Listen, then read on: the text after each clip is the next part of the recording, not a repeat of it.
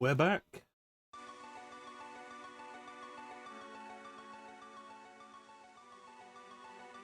We're playing Castlevania Circle of the Moon on the Castlevania Advance Collection. So we've looked at the Castlevania Advance Collection before with Harmony of Dissonance. When we streamed Harmony of Dissonance for the last mecha-chrono we did. Collection.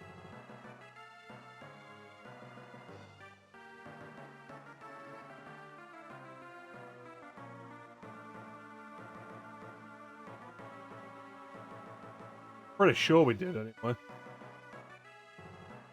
I don't know. Yeah, it's a good collection.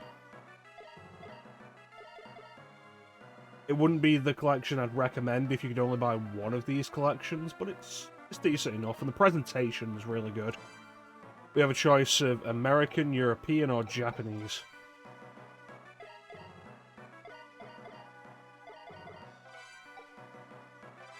We're playing the American version because that gives us Circle of the Moon with its actual subtitle. In Europe, it was released as just Castlevania.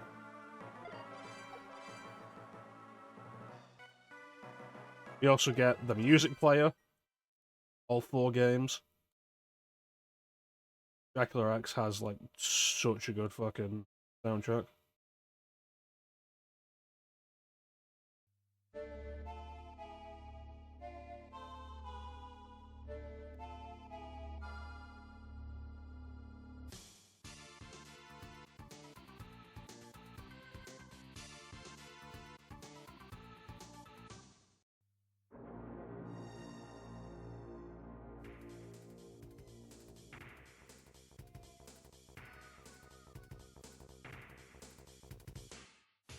Da, da, da, da, da, da. Bloody tears, of course.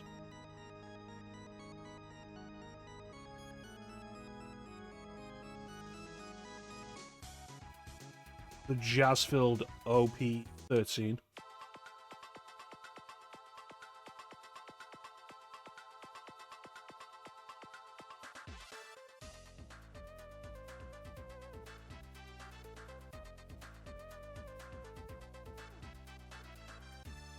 And Richter's theme, Divide Bloodlines.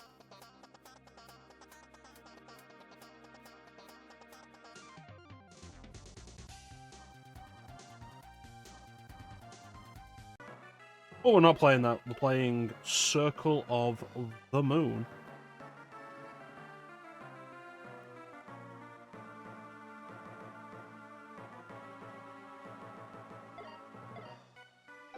Let's get it started, shall we?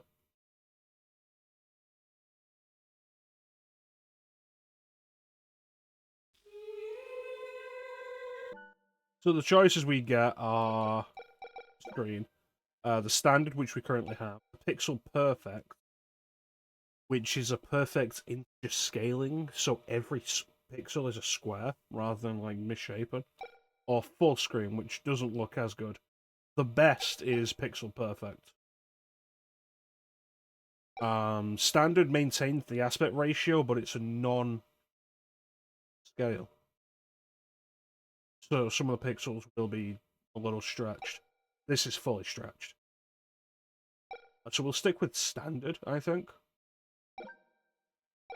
We have the wallpaper behind to fill up the sides.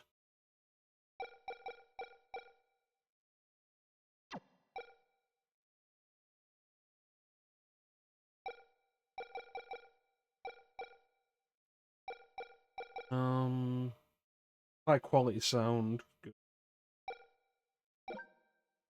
Jump. No, I want this or square. Display the map. Stack. Go.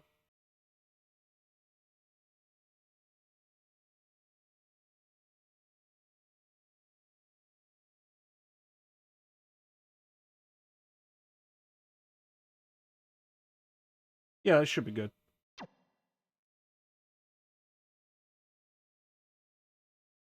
You know what? Let's do the pixel integer scaling.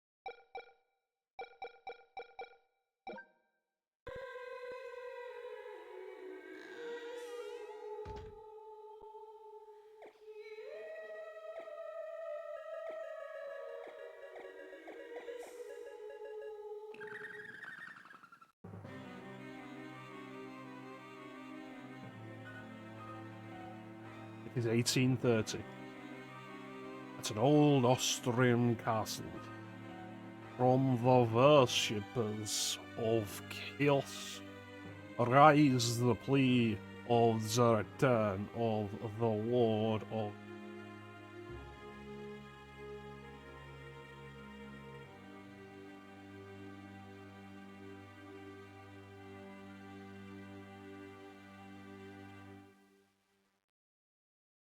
Which suggests that this isn't actually... So this is Carmilla's largest role in the Castlevania series, previously appearing as like a non-speaking boss character. First appeared in Castlevania 2 Simon's Quest as boss in her mask form. The mask form reappeared in Rondo of Blood, which then falls apart to reveal what would become her more common later form of a naked woman riding atop a skull. Which was supposed to be in Castlevania 64, and you can find the 3D model in the game files. But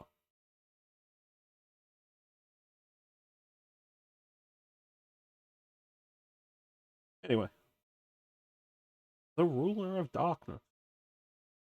This son of a bitch.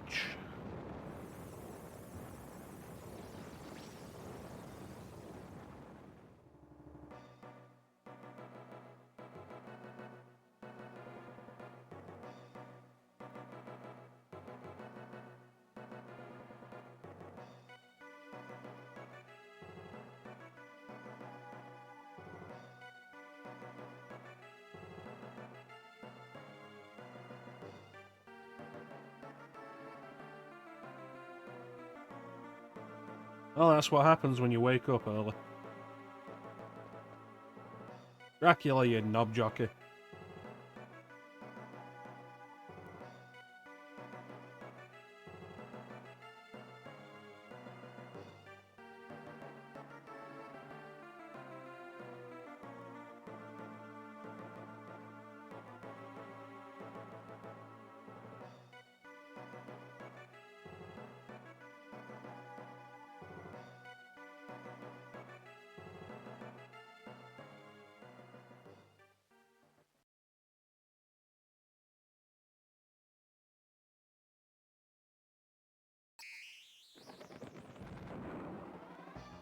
Should have backflips out of the way.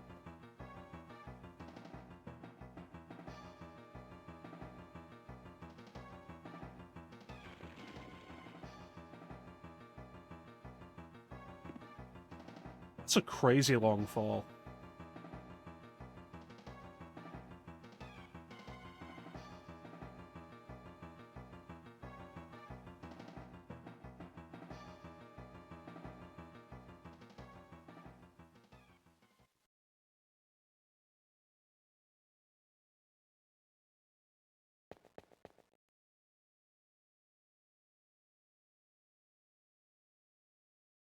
If I'll just be in the way, why do I have the vampire killer?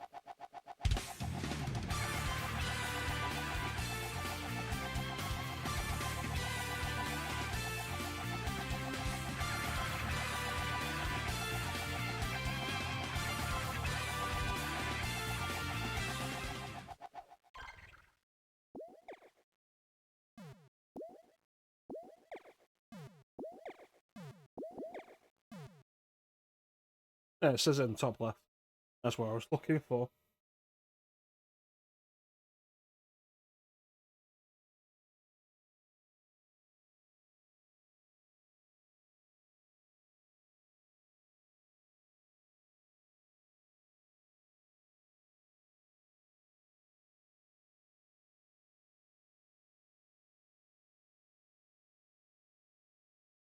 Anyway, playing as Nathan Graves.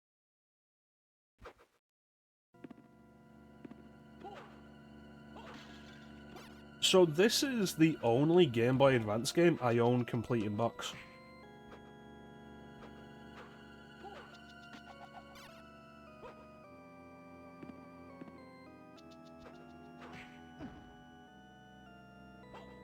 Son of a bitch. I know, we're doing this. I'm turning that off, it's...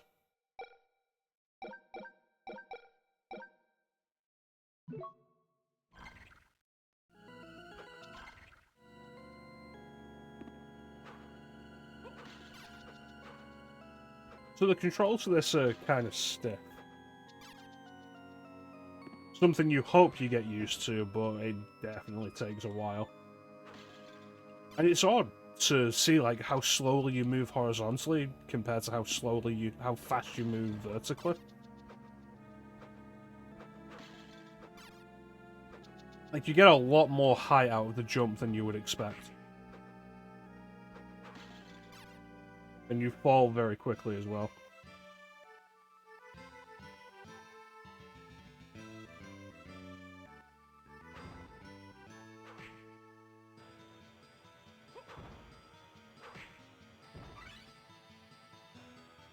The DSS system. Attribute and action cards will create a specific effect. These can be set at the menu screen DSS option. So I think one thing that's apparent pretty quickly is this doesn't look like a Game Boy Advance game.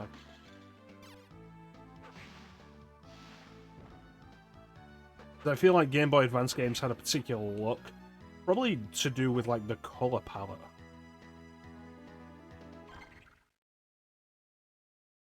And Circle of the Moon has a darker color palette than a lot of other Game Boy Advance games.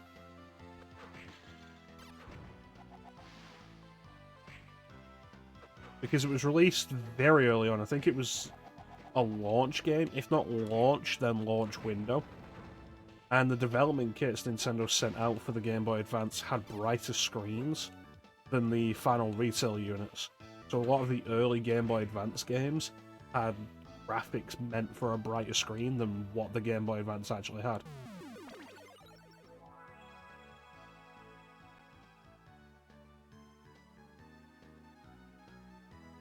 And so with a lot of games, like after the first year or so, they have generally like quite bright graphics, so they're easier to see on the darker display.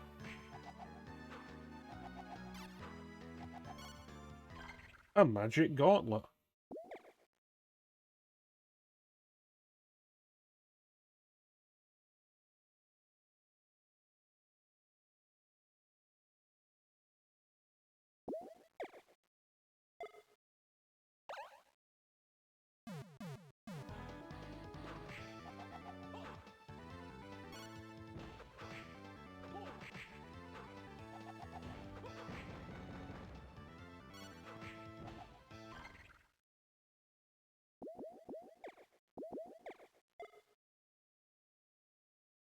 I'm sorry, I was muted.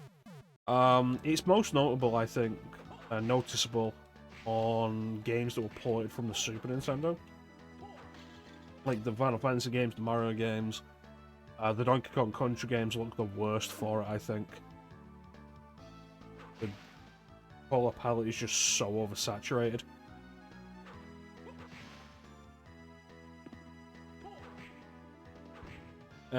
But even games made for the Game Boy Advance later are really visible with it.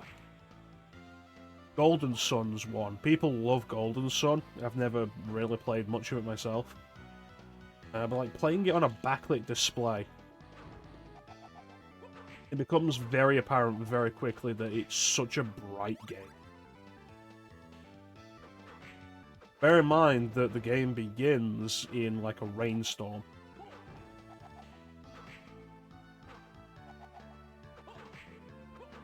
I think as the system life went on, developers got better about balancing it and sometimes giving options.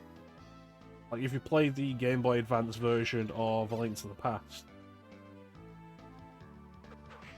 the default for that is the brighter color palette.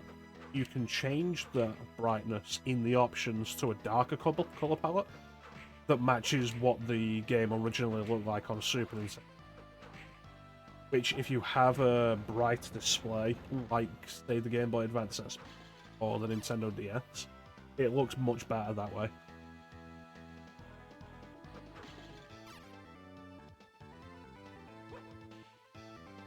Yeah, the first Metroidvania released after Castlevania Symphony of the Night. And it was done by a different team. I believe the same team that did Castlevania 64. So there's a few things here that are different as they figure out what they're doing with it. And it does make this overall kind of an interesting Metroidvania that has different stylings from the later games. If you got a little tired of that style, perhaps.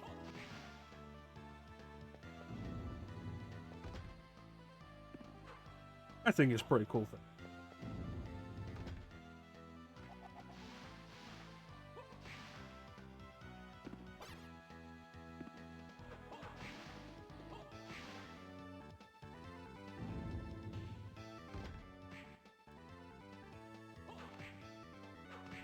Honestly, you could do so much worse. There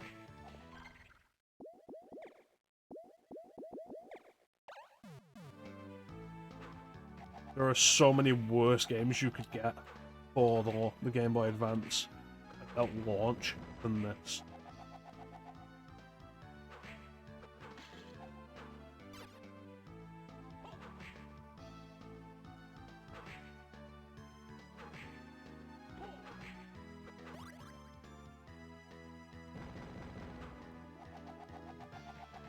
And it reviewed very well.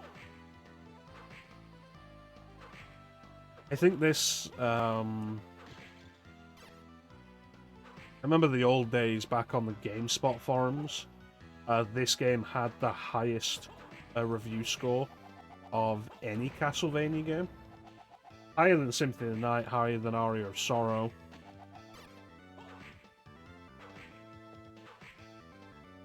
Is it better than Aria of Sorrow? No. It really isn't. It's good. Good time. Expect complaining later from me because that's very standard at this point.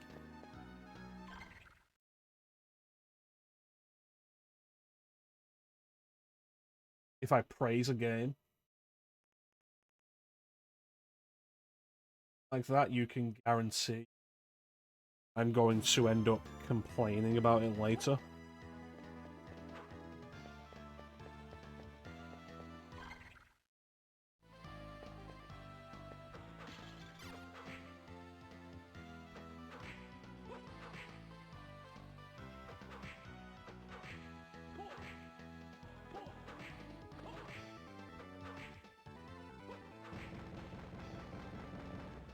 As far as my experience with this game goes, not a huge amount. Because I got this after I'd beaten all 3 of the DS Castlevania games. So, like, I've not played any of the Game Boy Advance games as much as Dawn of Sorrow or Portrait of Ruin.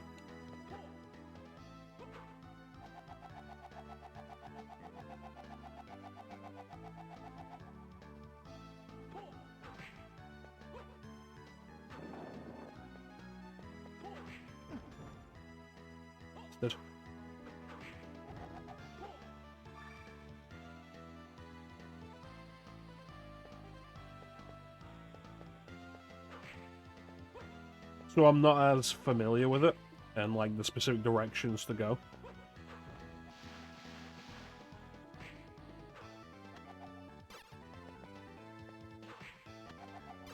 But that's the intended fun of a Metroidvania.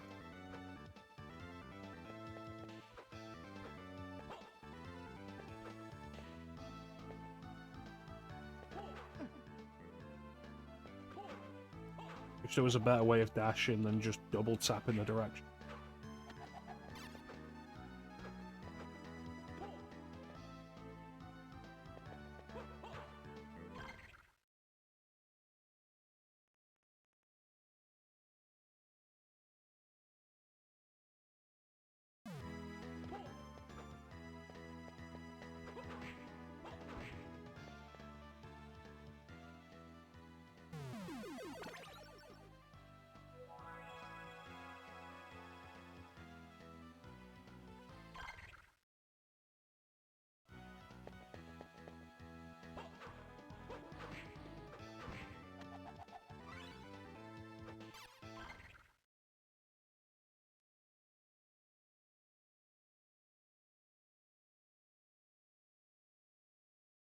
Now that we have another card, we can take a look at what the DSS system does. We have Mercury Action and Salamander Attribute.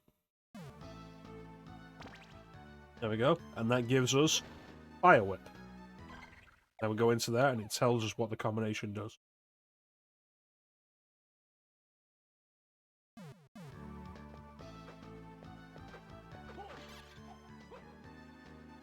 And it's an interesting system, the DSS system. It's one of those one-time use gimmicks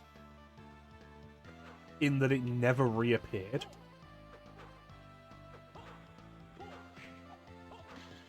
But it's a cool idea. Hey, how you doing, Peach?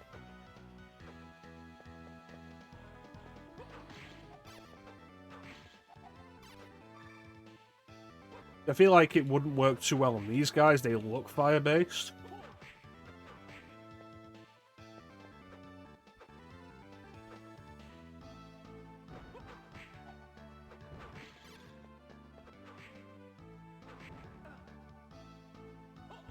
The explosion on those is deceptively large.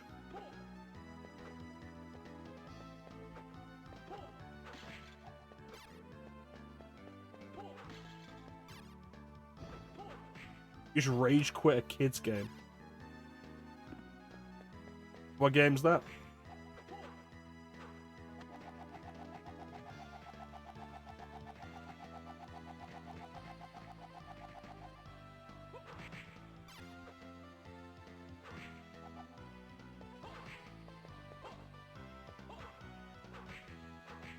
I don't know if I'd say Okami's a kid's game. Kid friendly, maybe? I don't know if I'd say it's basically a kid's game.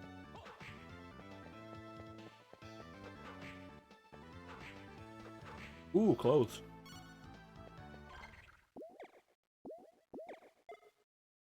Fence up by 20.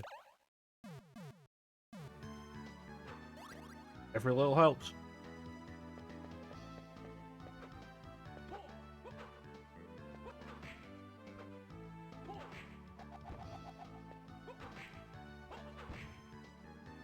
I've not played much of Okami myself. Played maybe an hour of it several years ago.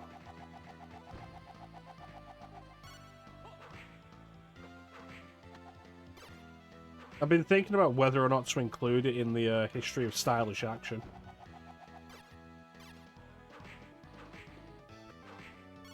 A wristband. Yeah, go with that. Not like I'm using the magic attack.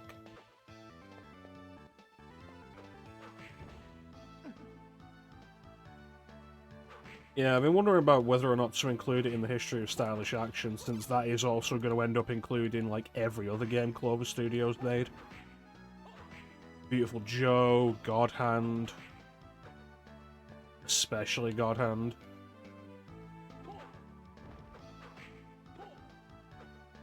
We'll see, I need to do more investigation of it.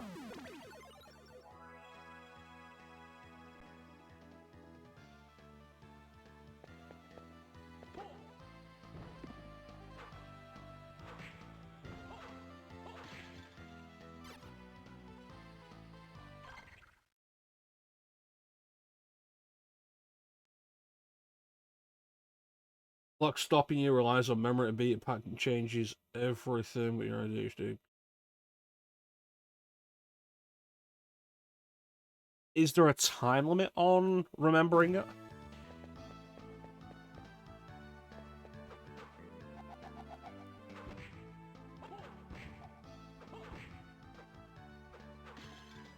Like, once the pattern's in, you have to remember it very quickly and put it in quickly?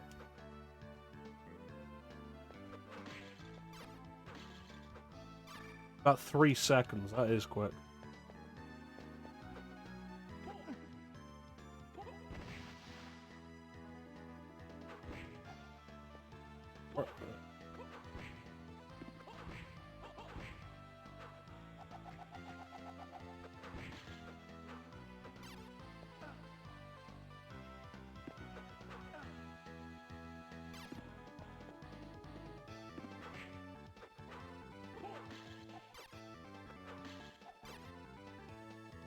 And how many steps is there to the pattern?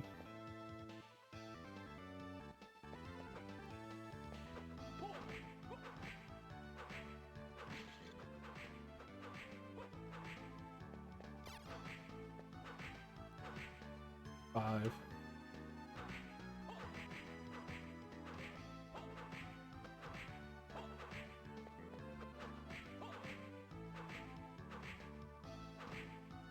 In a grid.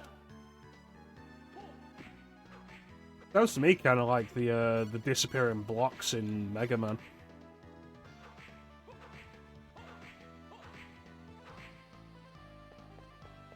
Which I always hated, but they appeared in like every game.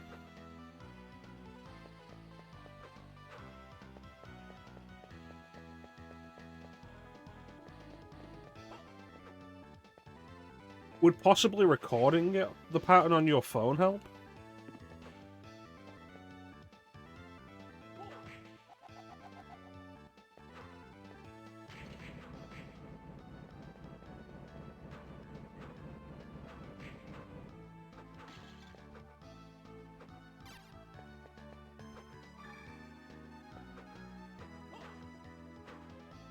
Try that. Yeah, that's fair.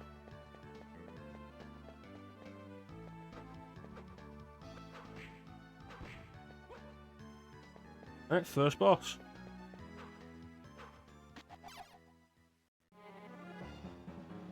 Cerberus of all things.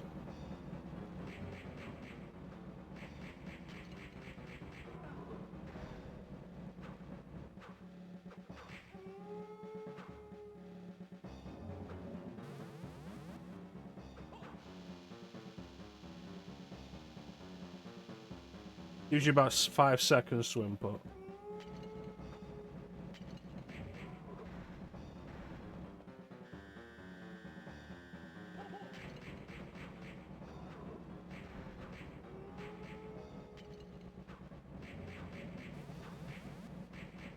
Uh-oh.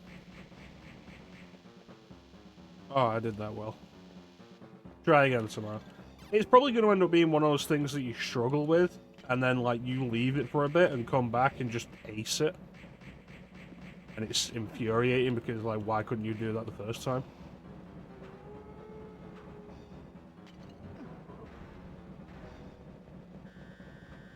Yeah.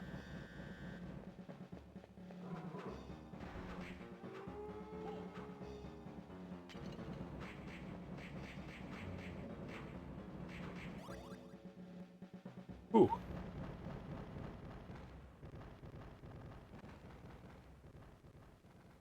That became very close.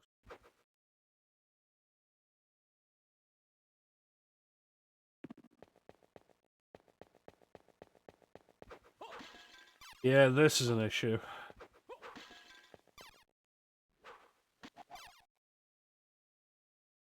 No, no warp to restore all your health after the boss fight. The nearest safe room is 2 rooms away. This is 2001, I believe.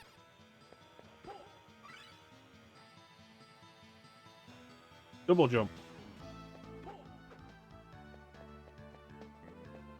So not super early. Launch title for the Game Boy Advance.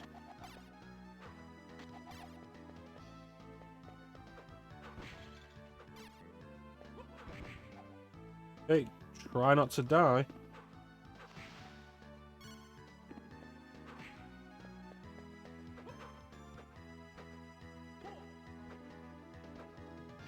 I do not like that they do not restore your health after a boss fight.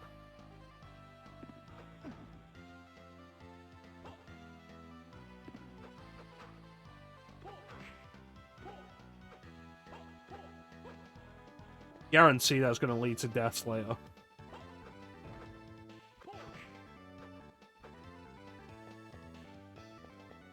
There we go. Ugh.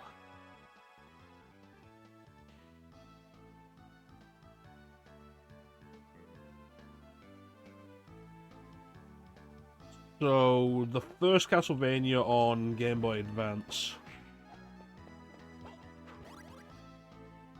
second Metroidvania in the series after Symphony of the Night. The first attempt at doing a Metroidvania idea on a handheld with like less room and such to work with.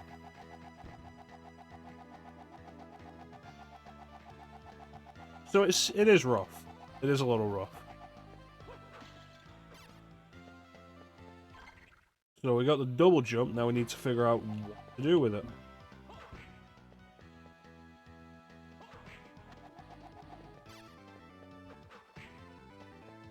Which is the standard Metroidvania style. Get a new ability, go and use that ability wherever you need to. I believe there was something over here. There we go.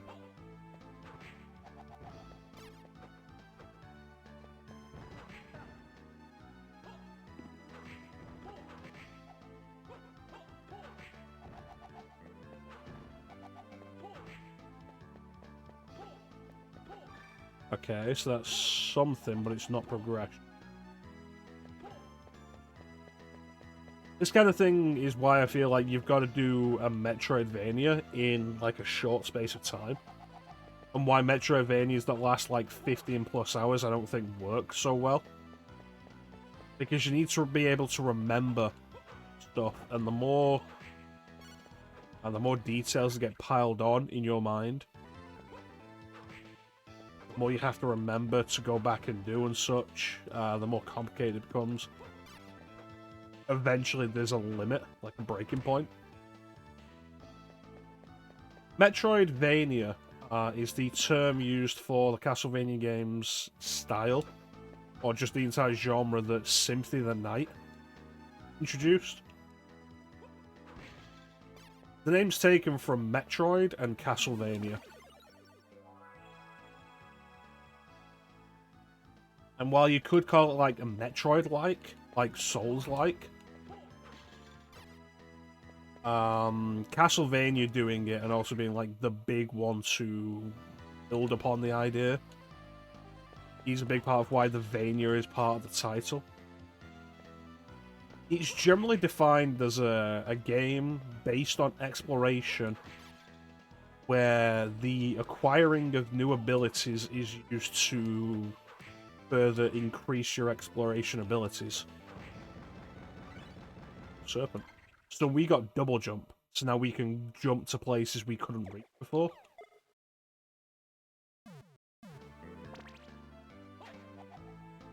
Okay, so that's ice. Frozen enemies can be used as platforms.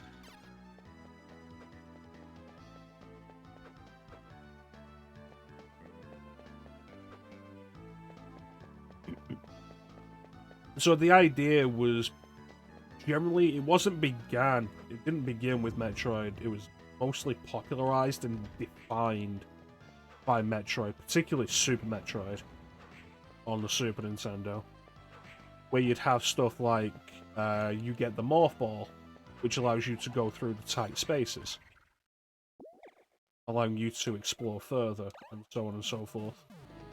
The different beams to open different doors, allowing you to progress further, that kind of open-ended design with areas blocked off by required attributes and abilities. How you doing, Flame?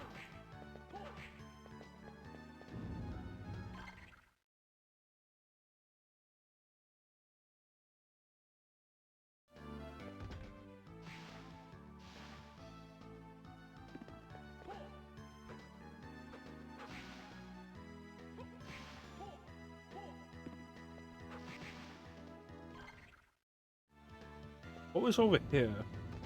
Okay, a block blocking that.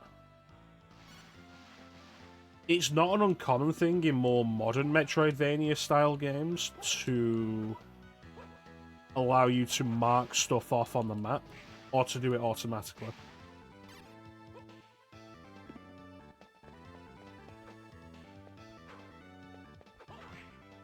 To allow you to keep track of what you need and where and such.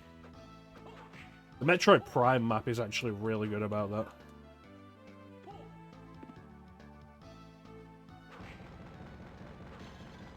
So calling that a recent thing is not true, because it came out, I think, a year after this. On the GameCube.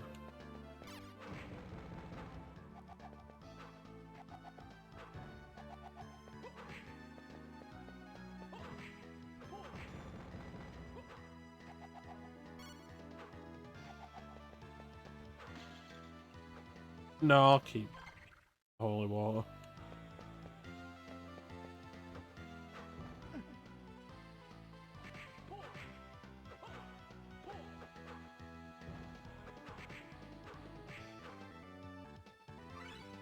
Enos.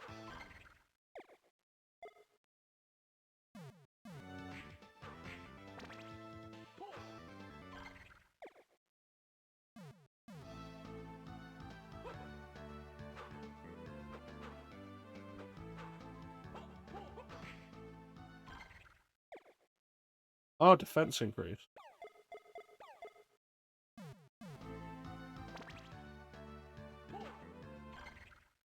Attack increase?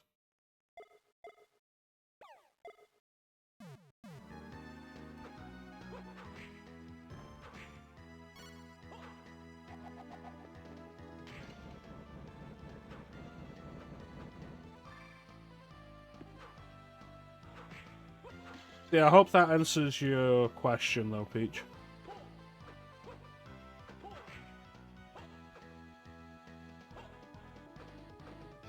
No, I know what I'm gonna need to do with it.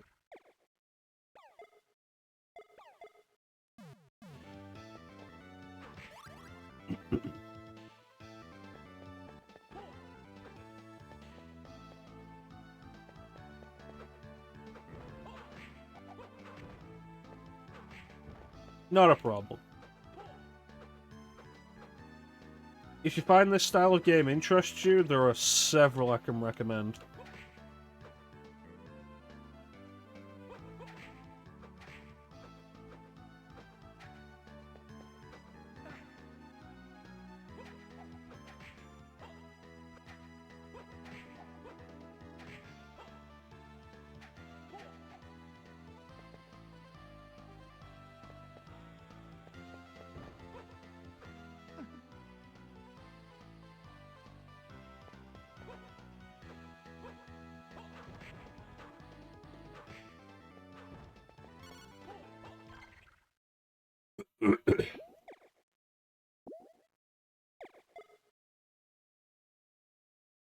Yeah.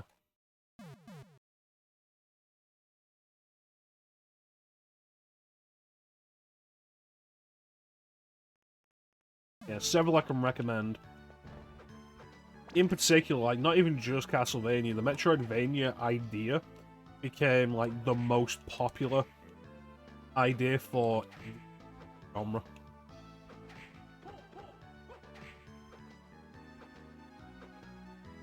There we go. Health up. Worth it.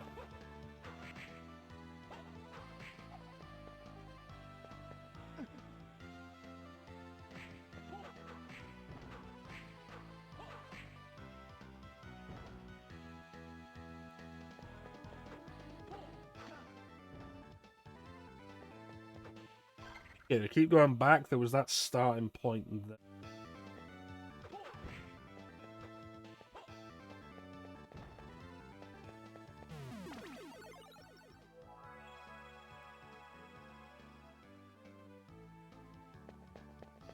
What would be a good one?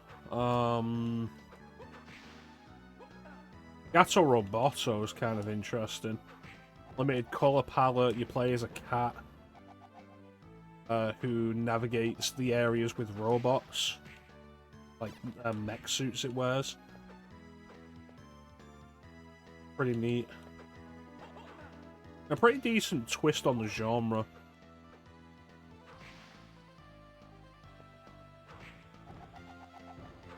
Symphony of the Night still remains as like one of the peaks of the entire idea. And an absolutely fantastic place to start.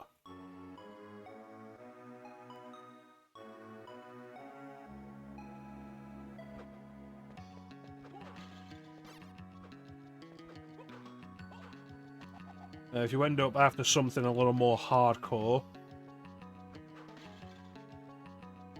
in terms of like challenge, Blasphemous is very well regarded. To the point where even though I didn't enjoy Blasphemous previously, I really do want to give it another shot. Because I have it in my head like maybe I just wasn't in the right mindset for it.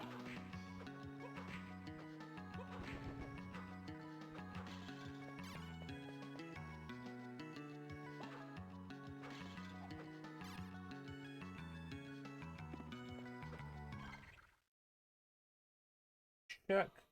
Because I have Metroidvania set up as a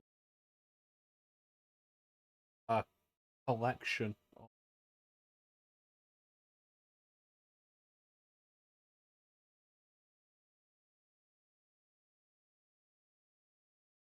Though it's not actually a collection I curate, it's specifically a collection of games that are listed as Metroidvanias on Steam. The Arkham games, Arkham Asylum and Arkham City are listed as that. Axiom Verge, not a bad place to go. Bloodstained, Curse of the Moon, Curse of the Moon 2 are not that. Don't know why they're there.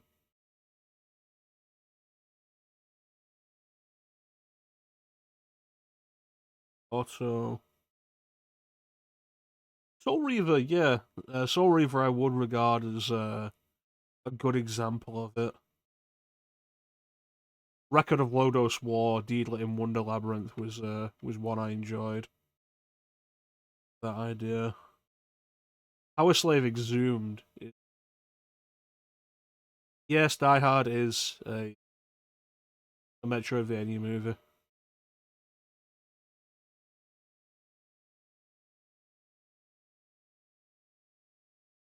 Yeah, like there's several ideas. Change that back.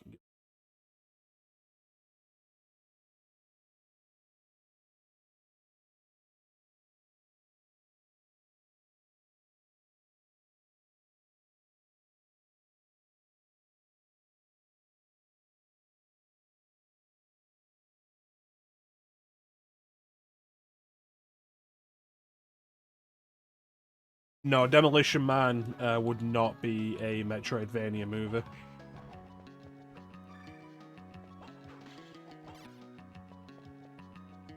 Yeah, there's good stuff there. It is a genre I quite like, though I'm not overly fond of how a lot of modern games, a lot of modern Metroidvania games, very specifically take influence from the Souls.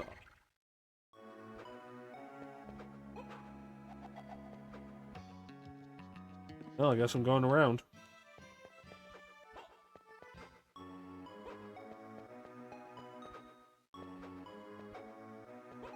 Some people regard Hollow Knight as like one of the best Metroidvanias, and I really don't think it is.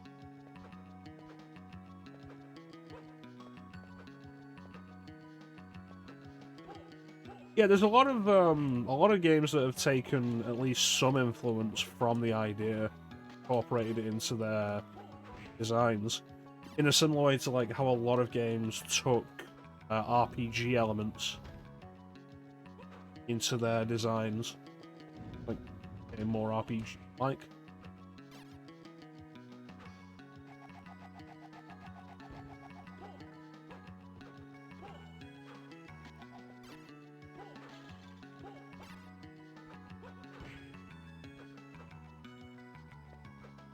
Absolutely take that.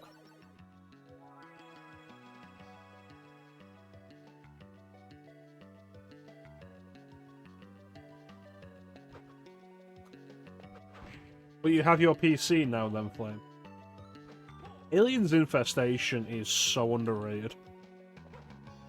I do have the Mummy Demastered, finally, but I haven't played it yet. And because I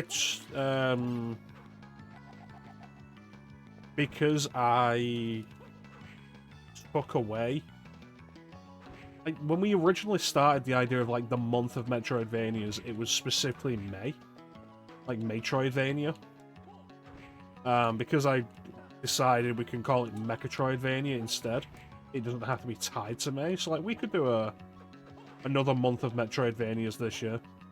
It won't be in May because we're very specifically bringing Star Wars month. Motherfucker.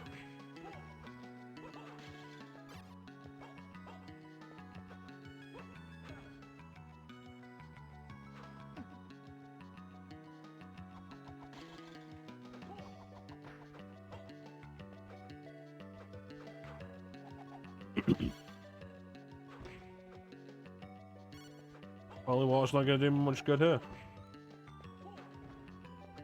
Yeah, Star Wars month. We didn't get to do it last year because of the year of PlayStation.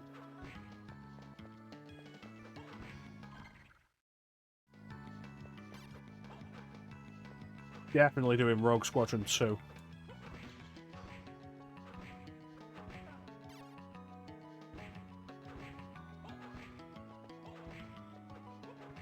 I forget if I've actually spoken about like what Star Wars games we're doing this year. We're definitely doing Rogue Squadron 2 and Bounty Hunter. I want to pick up the Bounty Hunter remaster. We might actually do the sequel to Fallen Order. We might be doing Jedi Survivor this year.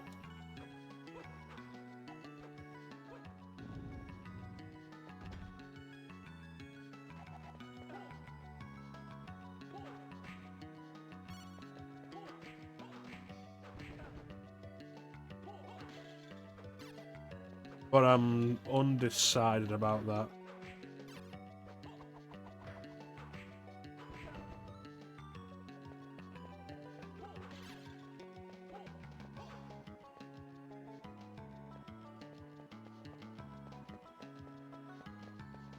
But the two for definite are Rogue Squadron 2 and Bounty Hunter. And the good news, particularly with Rogue Squadron 2, is that's a single session game. That game takes like less than 3 hours.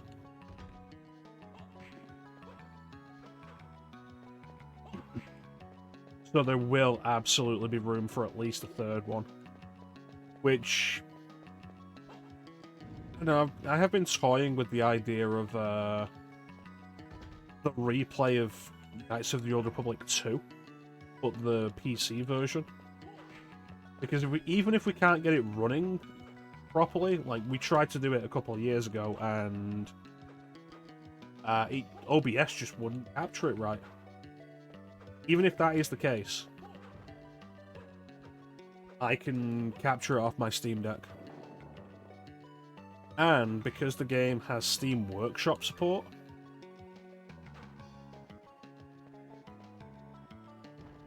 I can just get the mods on the Steam Deck version.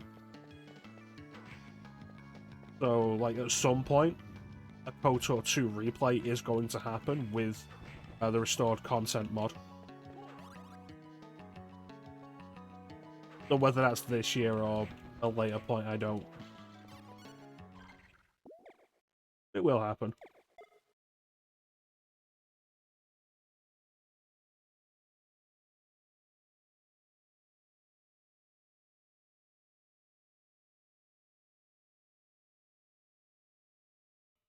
Take the old man and kill him.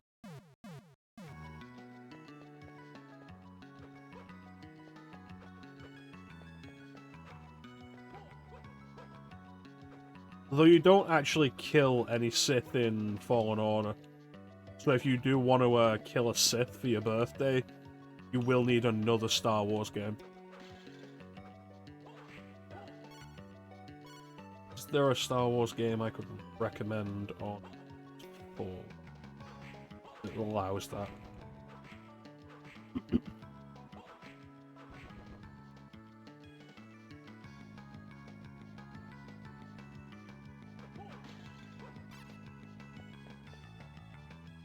I don't really think so, no. Oh, there is a Sith. You just won't kill him.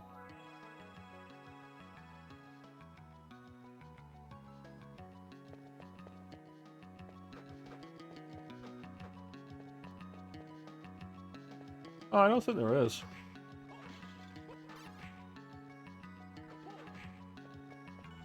You know, thinking about it, it's kind of odd there isn't a port of Knights of the Old Republic onto PS4.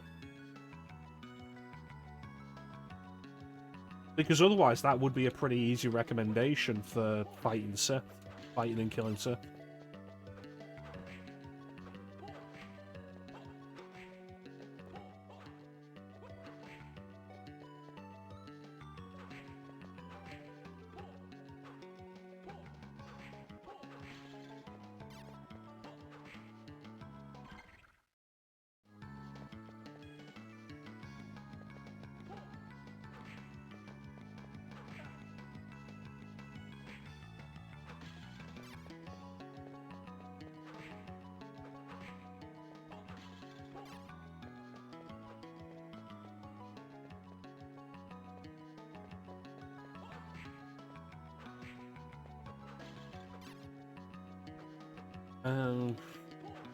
I could always suggest you get Knights of the Republic on your phone.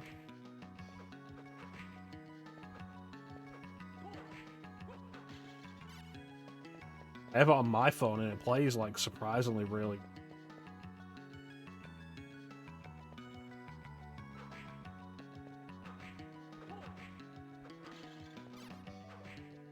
And if there's one thing that's actually positive about the whole May the 4th thing, which...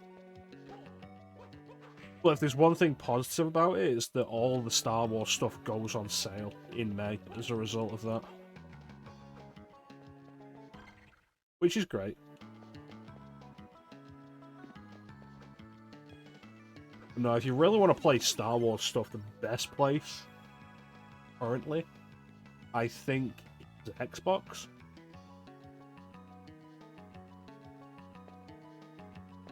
If not PC, then Xbox. Because of all the backwards compatible available games.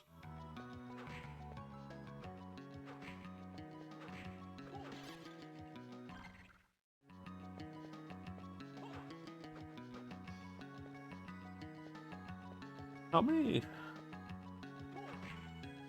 of the games on Xbox aren't available on backwards compatibility? Because like Obi-Wan isn't, Bounty Hunter isn't. But you got the remaster, so you can still play that.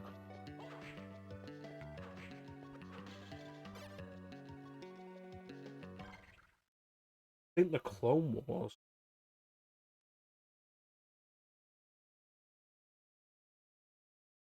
So Bounty Hunter, Obi-Wan, the Clone Wars, the Clone Wars game based on the TV show. So 4 games across 3 systems that aren't available, and the rest of them all are. Like The Force Unleashed, Starfighter, Jedi Starfighter, Jedi Outcast, Jedi Academy.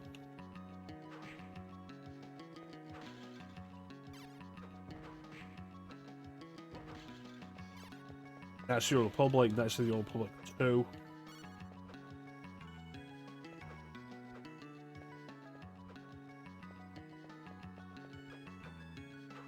Republic Commando, which, good god. Oh, Republic Commando should be on the list this year because it's such a good game. I love Republic Commando.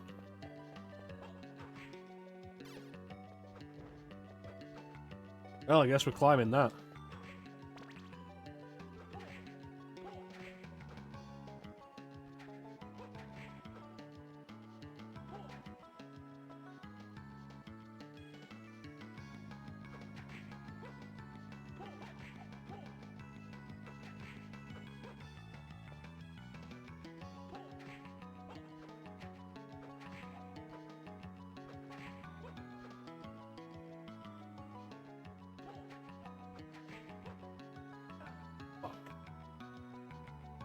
Yeah, Knights of the Republic's a good one to go for. I'm not super fond of its gameplay, but my way of dealing with that is to just put the game on easy and enjoy the story.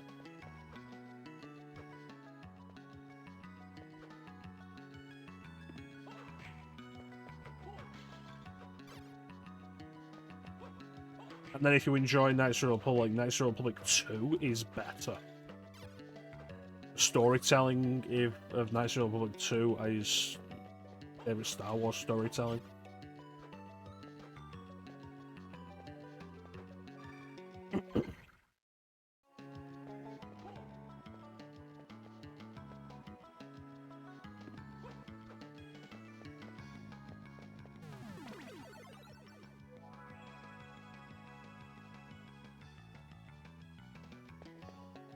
I think we're at the point now where there aren't any more... Oh no, there is actually. I was thinking like, oh, there's no more Star Wars games for us to do that have levels set on Nar Shaddaa after we did Knights of the Old Republic 2. That's not true. Dark Forces 2 has its opening set on Nar Shaddaa. And if Night Dive ever remasters that, I'll end up playing it.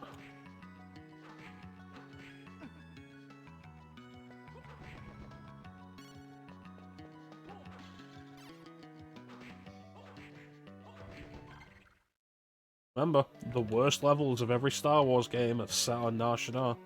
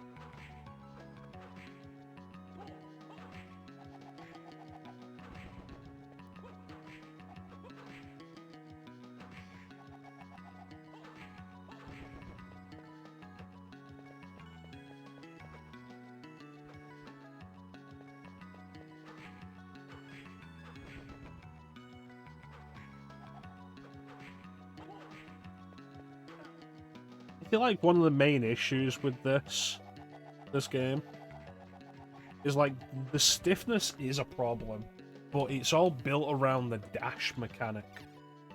It's like double tap move, the dash.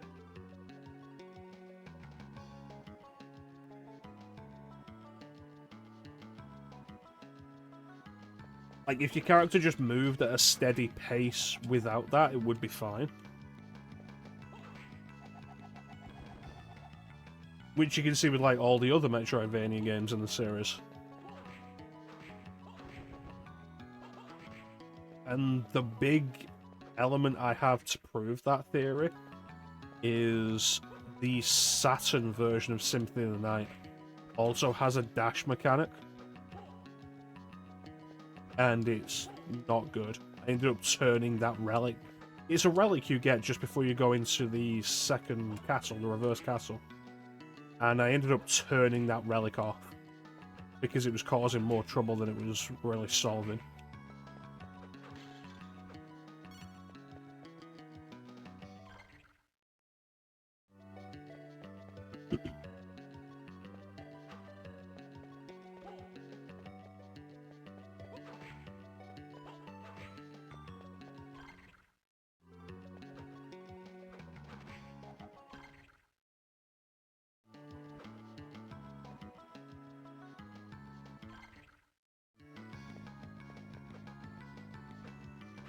I'd like to find a save point before I fight this book.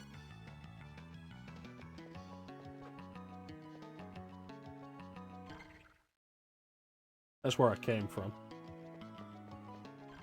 With that save point being as close as it is, they're probably not going to have another one here.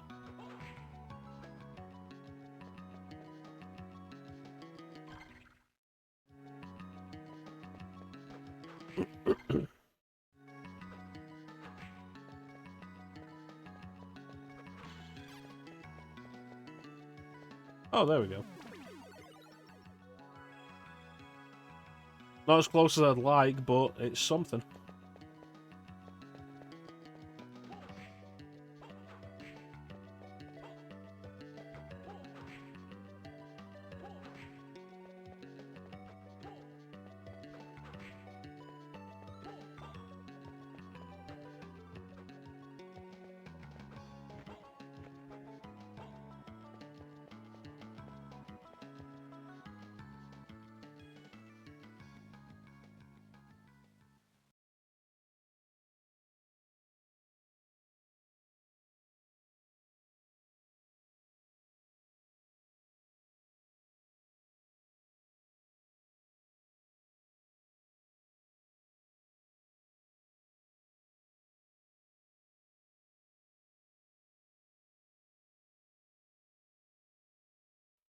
What?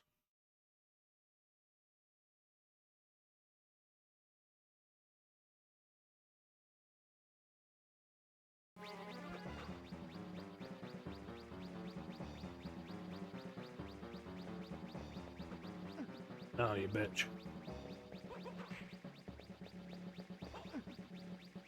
How dare you throw donuts at me?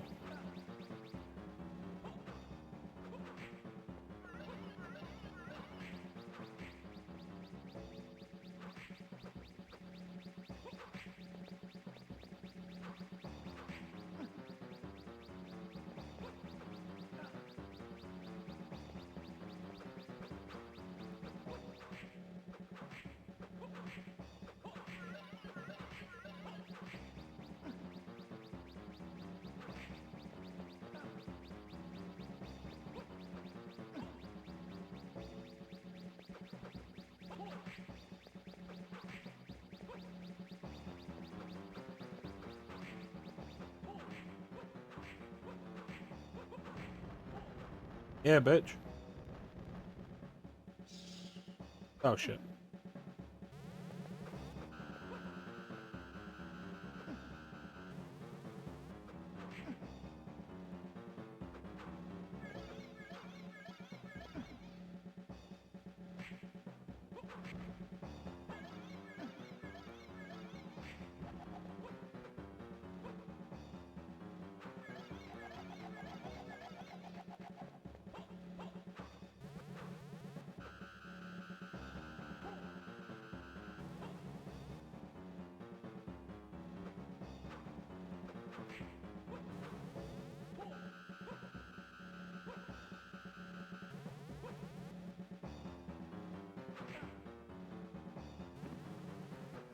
Come on.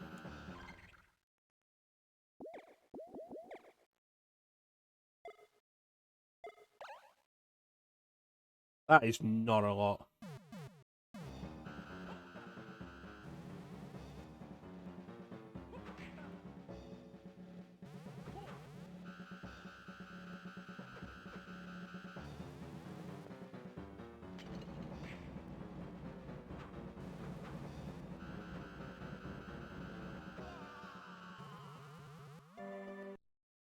It does work.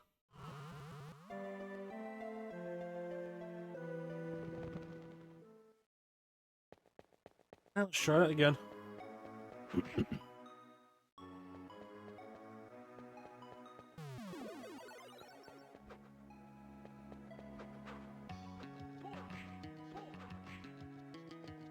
It's crazy how, like, this early into the game, potions are already useless.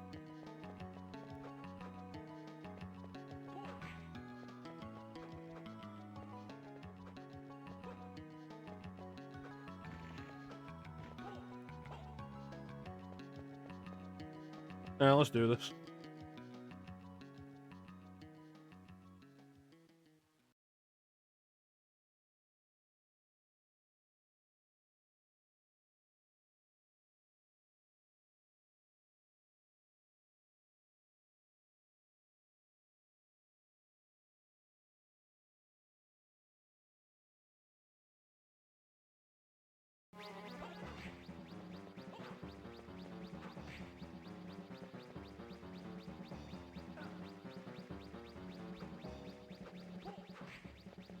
Yeah, the stiffness of these controls is absolutely an issue for the...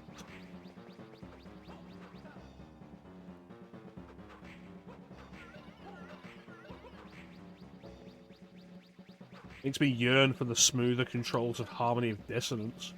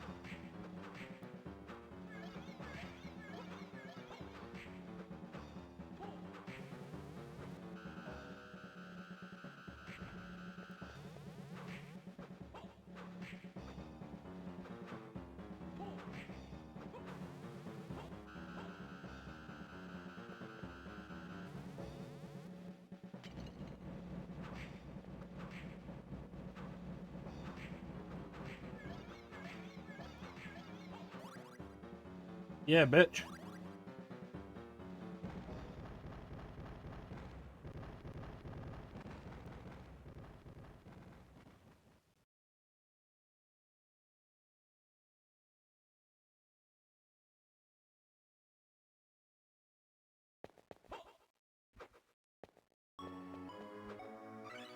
Tackle.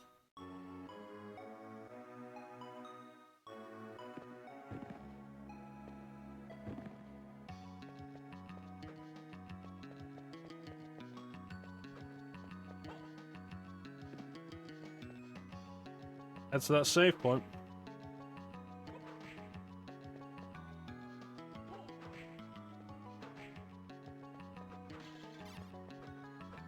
I feel like we're going to get to a point where I'm going to start save stating after I beat bosses. So I don't lose the progress and have to fight bosses again. Because that's just a bad mechanic I don't agree with. Alright, see where we can go.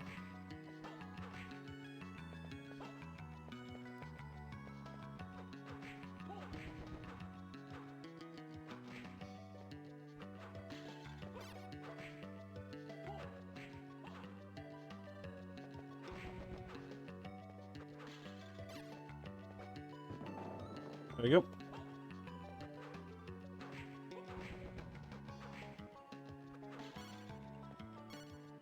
Now we gotta figure out where all of these blocks were.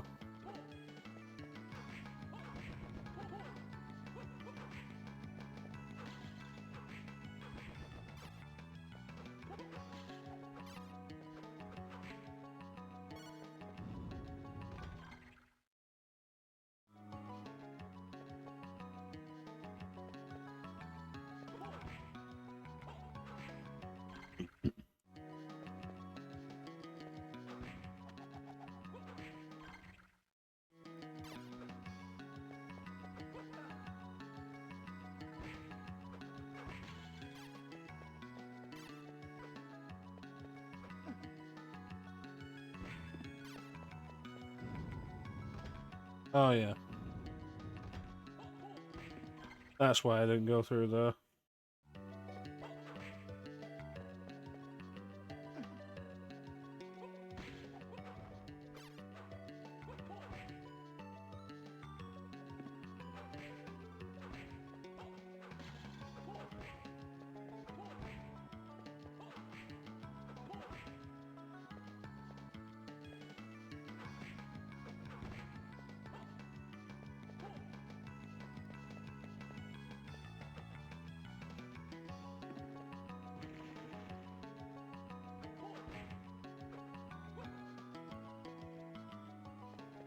Save point.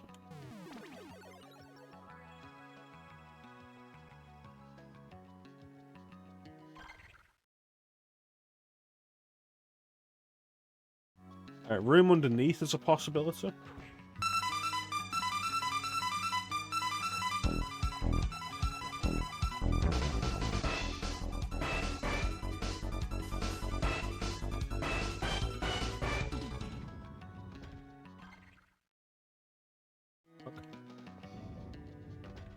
Take them.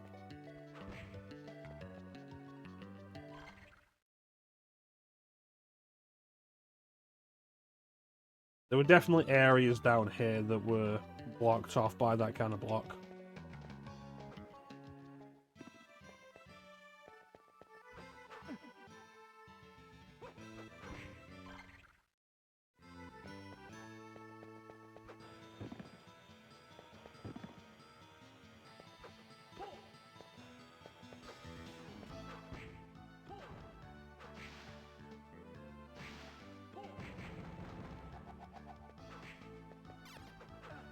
Did you find anything interesting while you were cleaning out?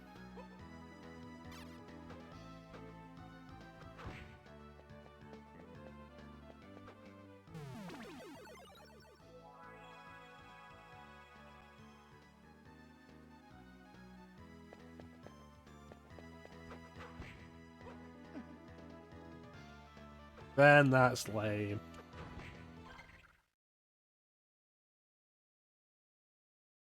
Yeah, just keep going, right?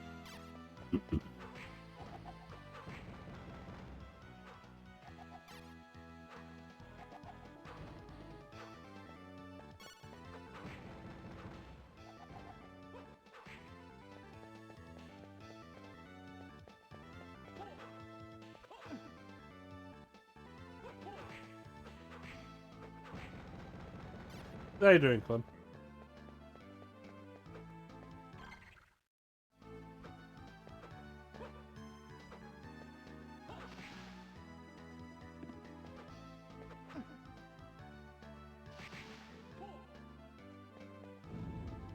There we go.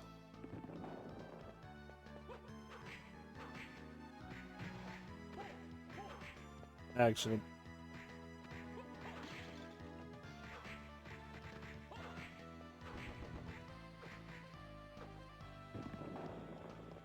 Grab me in one as well, if you would, please, buddy.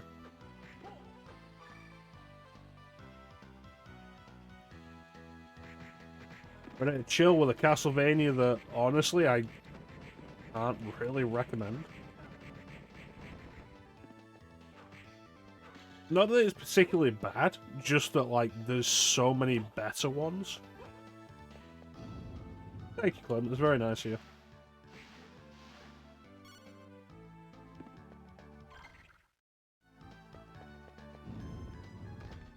It's like, even on this collection,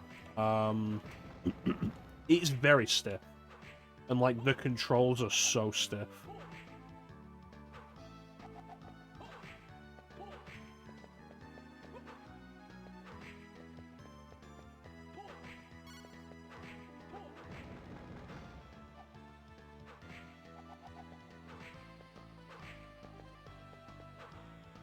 Like, even on this collection, like, the other two Metroidvania games are more enjoyable to play. I really can't recommend this as something to play unless you are, like, absolutely desperate.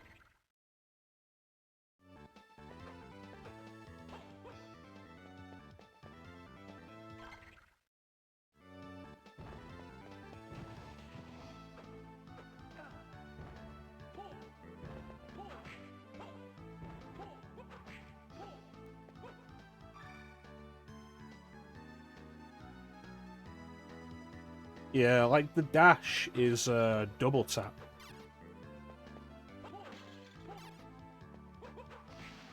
But, like, even with that, because, like, we've both played games where double tap in a direction is dash.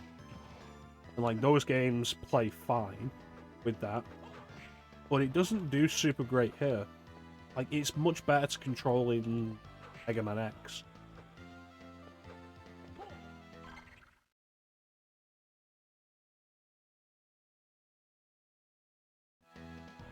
And I guess that's it.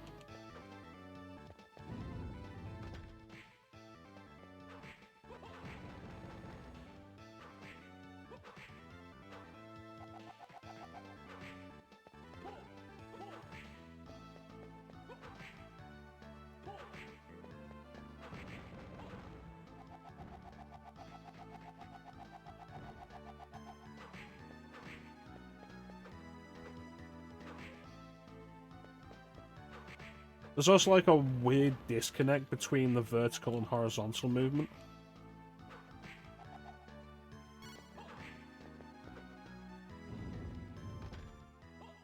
Like, vertical feels so much higher than it should for how fast you move horizontally.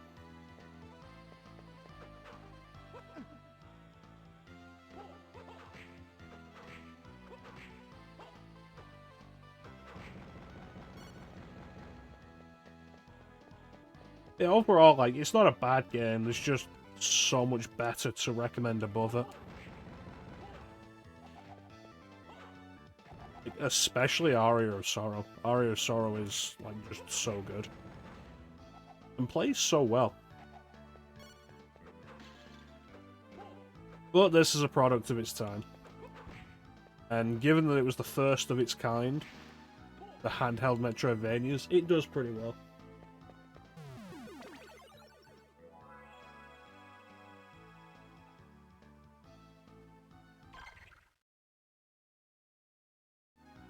Yeah, let's climb that tower again, I guess. See if there's anything we want up there.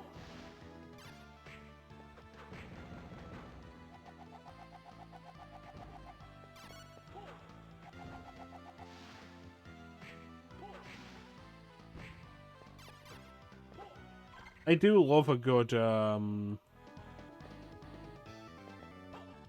enemies turn into bloody mist animation. Like, that's always something I appreciate.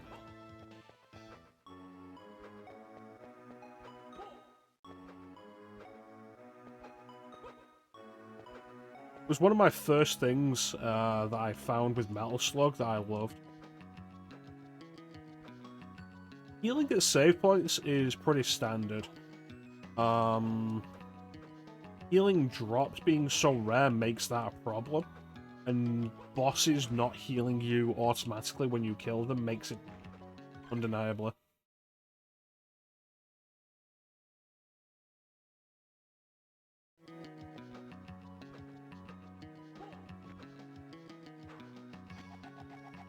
Like, it's the bosses in particular. I'm not entirely sure this game even has a shop to buy potions in.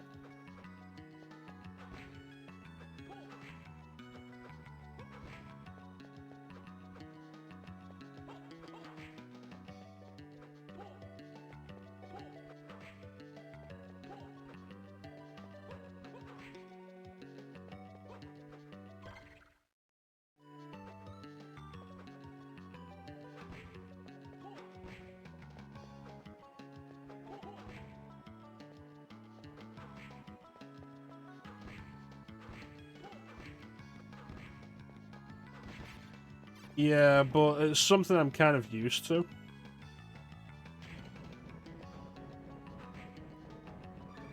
Because I have a thing about, like, trying not to use potions in a lot of these games.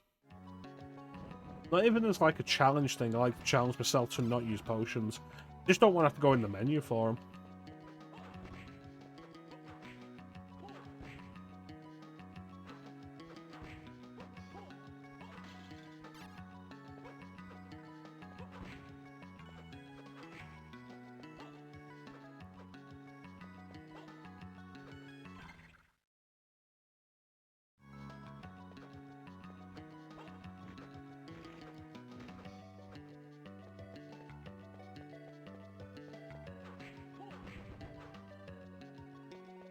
One of the fortunate things about a game like this is because of the leveling system, even if you get lost, as long as you're, like, attacking, fighting, and killing enemies, there is still some form of progress going.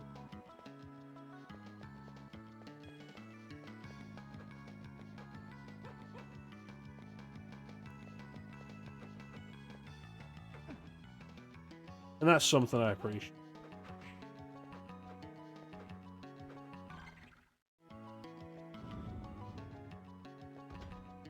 This looks like progress.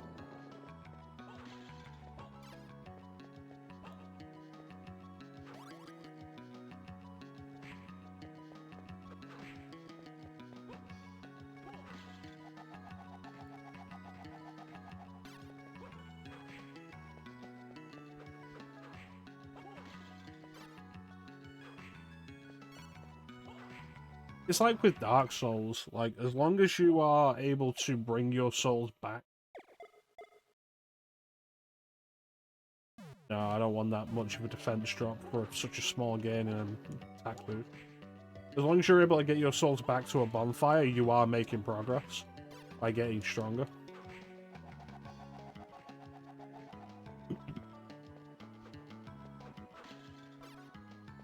That's an idea I always appreciate and stuff like that.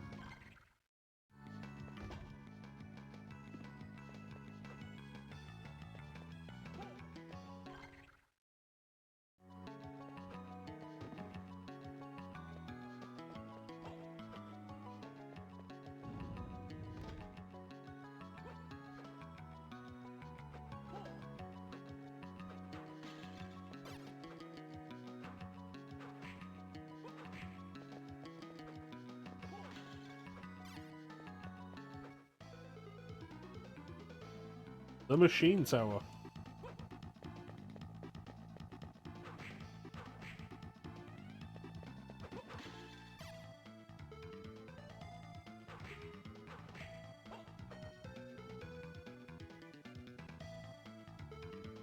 Medusa heads.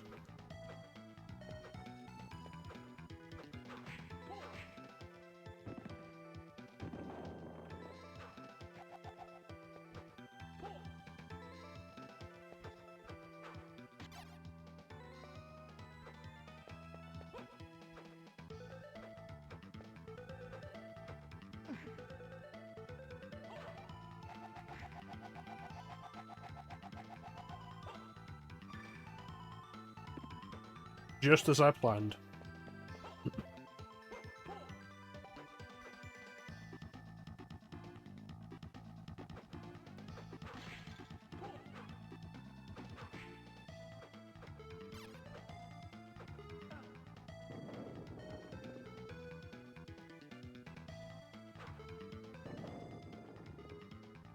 Really? The regular Medusa heads turn you to stone? Hey, my boy, you want to take care of that for me?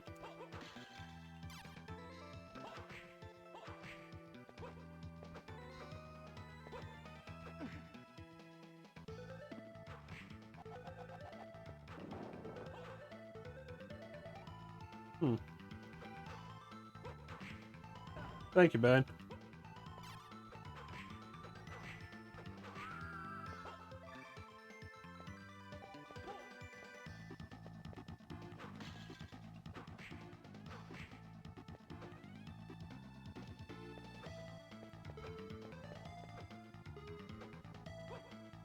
Oh, jeez.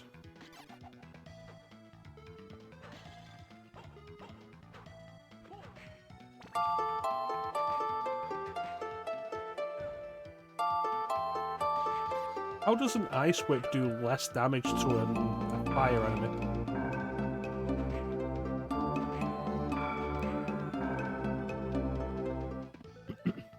Welcome in, Ben. Yeah, they've definitely been getting bolder again. Everybody's just got to be on their toes about it.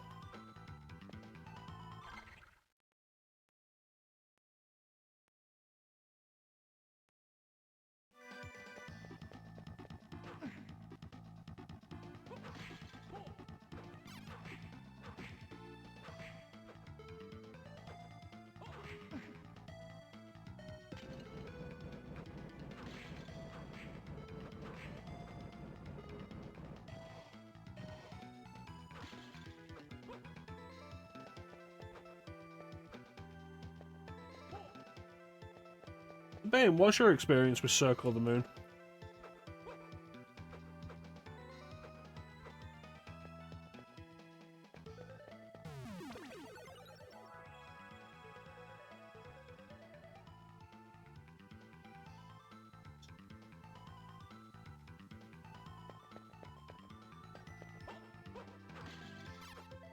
I'll have to get that from the other side. None. Fair enough.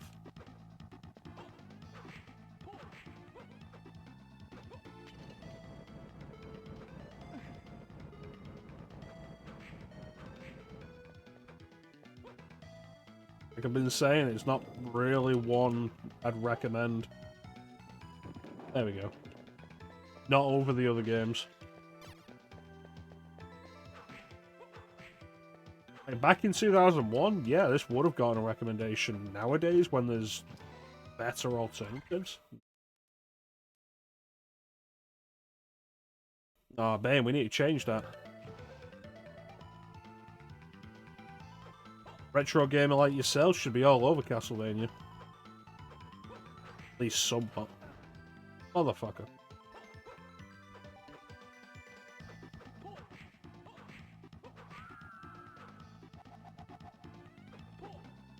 Hey, not that way.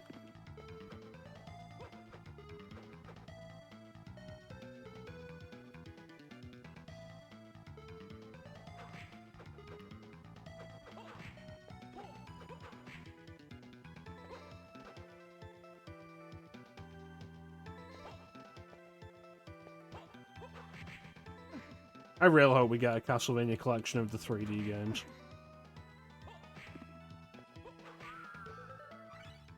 Jupiter. What does this one do?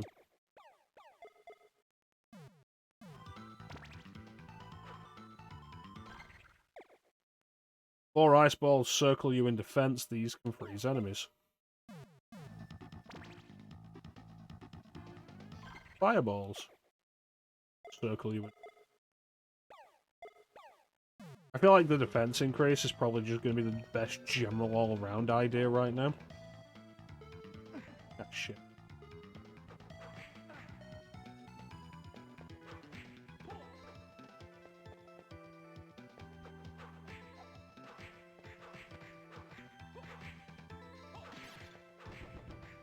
Definitely good ones to have under your belt.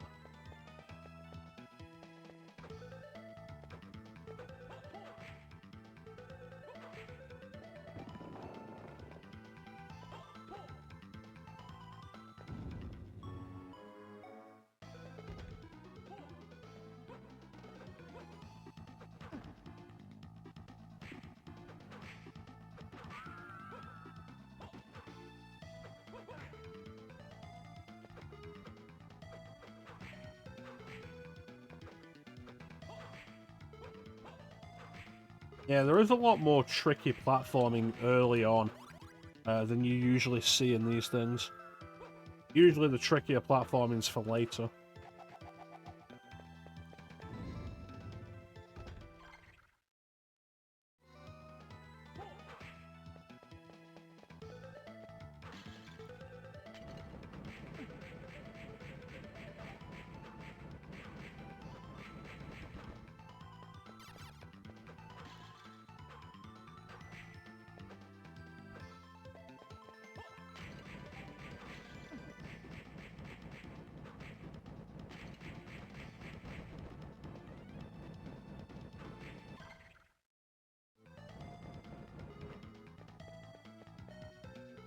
Excellent. Fantastic timing.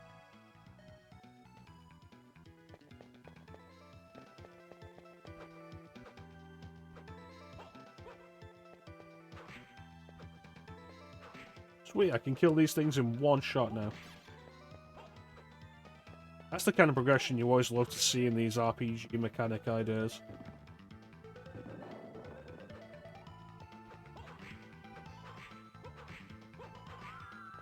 Still 4.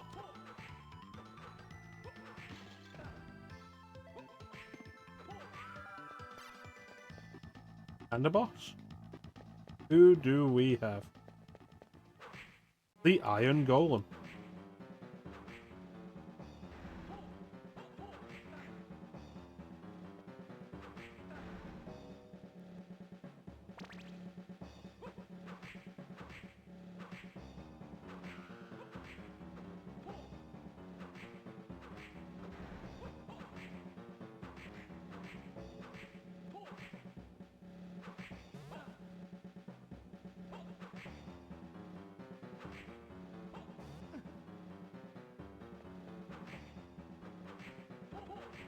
What's healing it?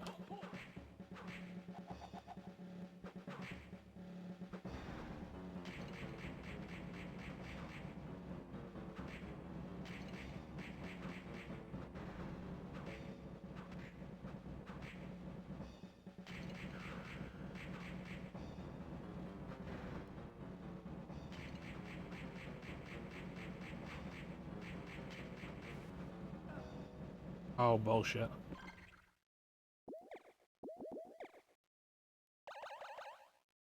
Right, so that's every potion I had.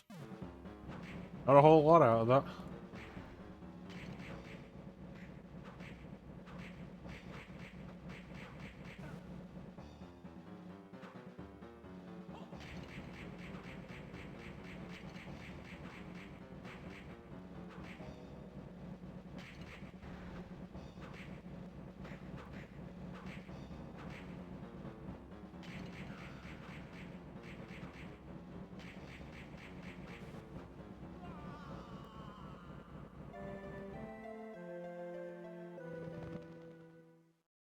Alright. Go again.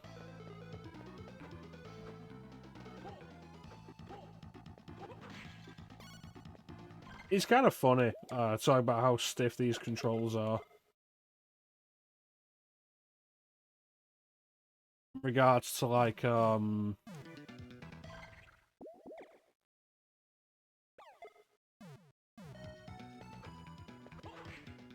classic Castlevania is well regarded as, like, well considered to have stiff controls. And it does. But the majority of that is, like, slow walk speed and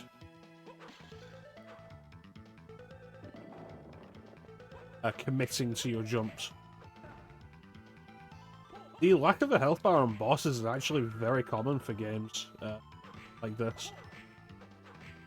None of the Metroidvania Castlevania games had health bars for bosses. Which, now that you've mentioned it, probably is kind of odd considering the classic Vania games did.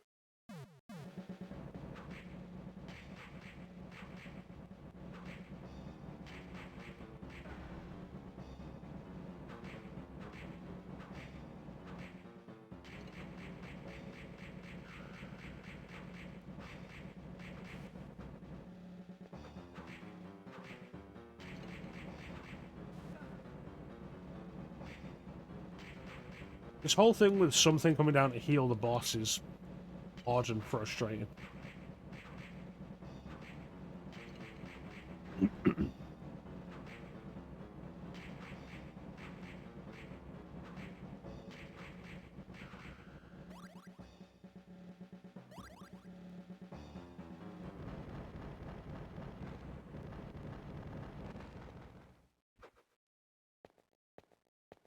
Oh hey, it's the other guy.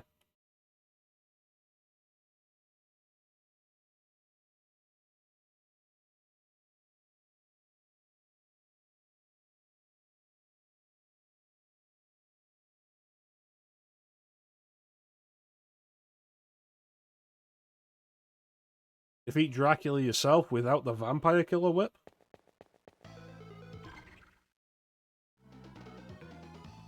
Alright, let's go back to that save point.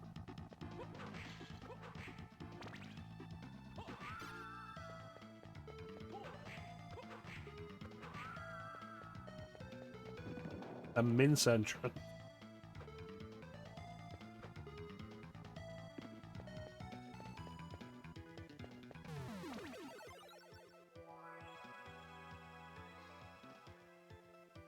Alright.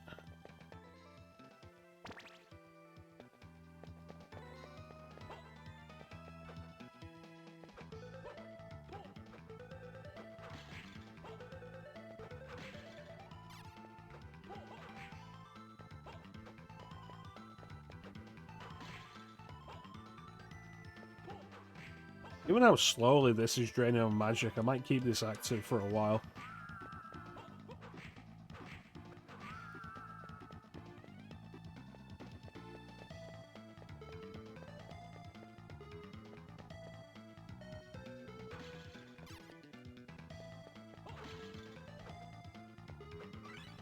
There we go, that's what I'm really after.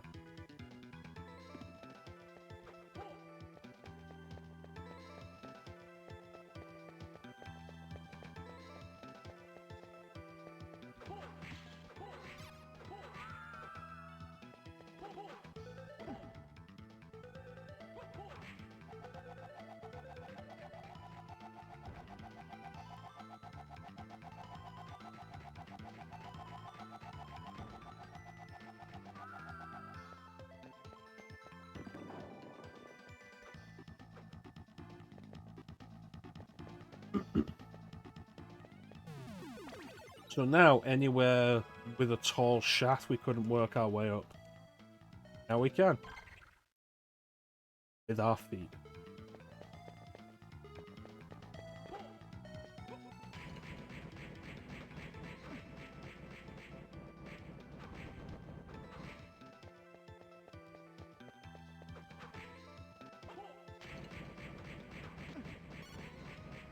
Oh, I'm keeping this.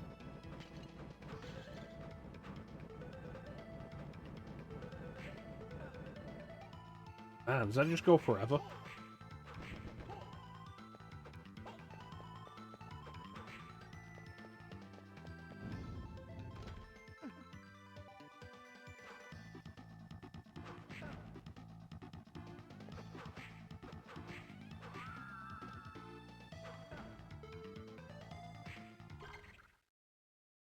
Alright, so there's a pathway there I think we could probably take. Yeah.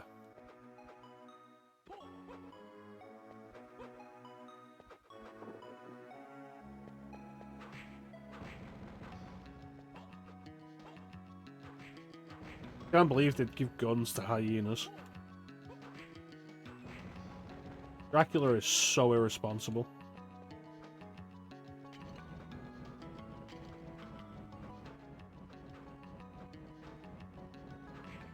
Doesn't the werewolf get a gun?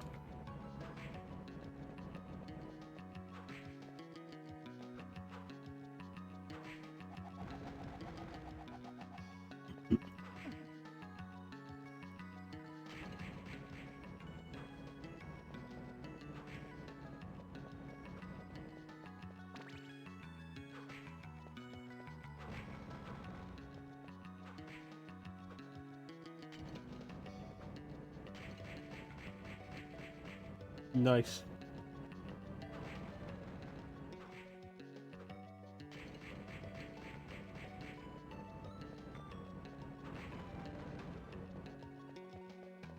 You think this corridor had enough werewolves in it?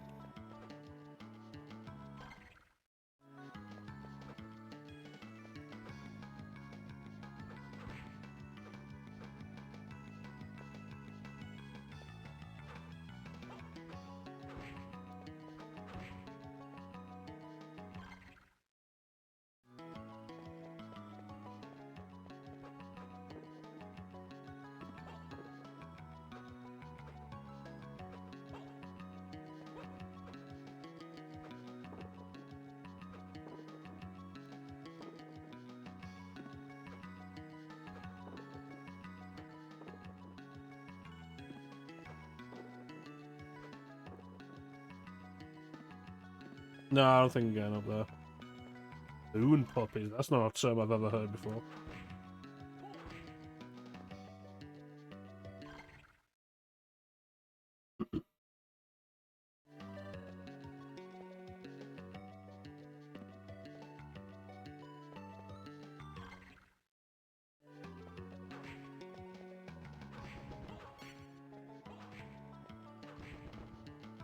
Very happy to be able to kill the axe armors in a single hit now.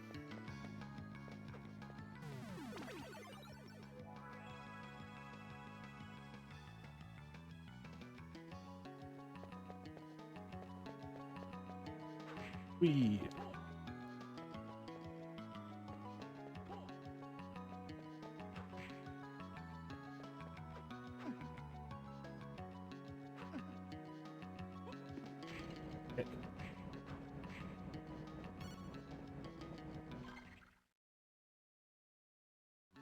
Alright, a few rooms we can take a look at here. They can't move that yet.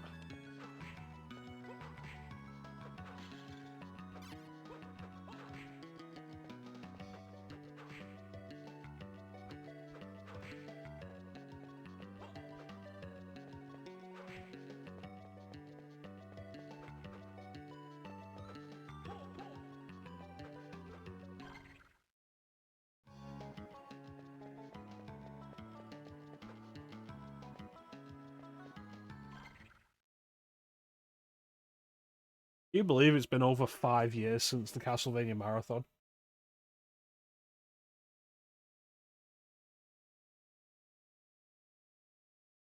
We were definitely overdue. Definitely overdue.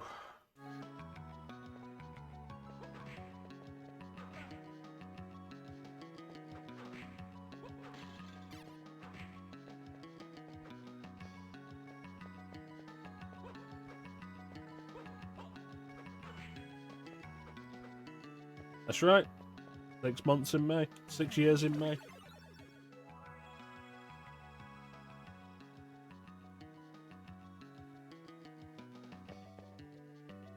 And I do have ideas for what we'll do for that 6-year celebration. It's not going to be Dark Souls 3.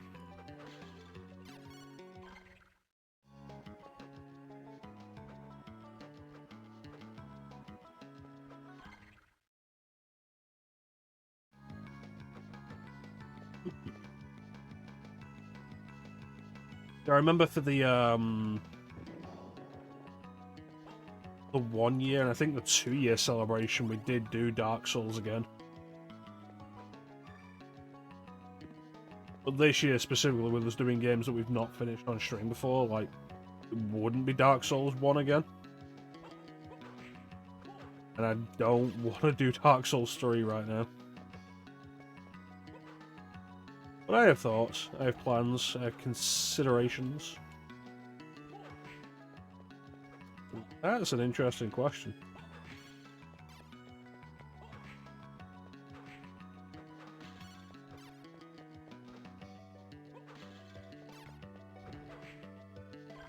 Well, good night, everybody.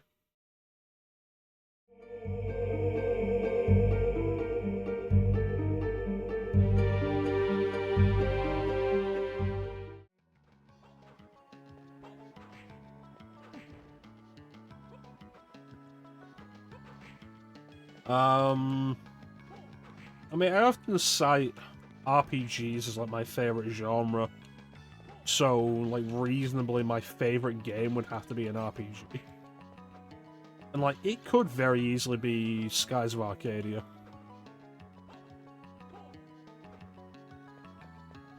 Like, Skies of Arcadia is genuinely like one of my favorite games. But actually narrowing down a particular favorite is difficult. Like FF7 is absolutely up there. OG FF7. Super important to me. A game that I can absolutely just very comfortably play at pretty much any point.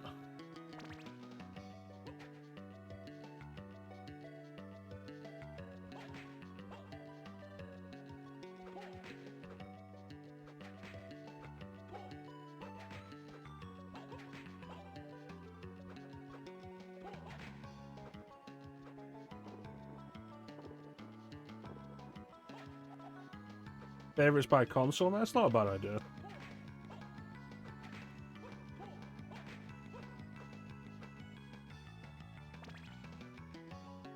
Are you celebrating stream? No, because like, particularly this year, I do want to continue with the idea of not streaming anything I've streamed all the way through before. And the only exception to that being the Monday streams. So, like, the celebratory stream would be something we haven't finished before. And, like, possibly the beginning of a new playthrough.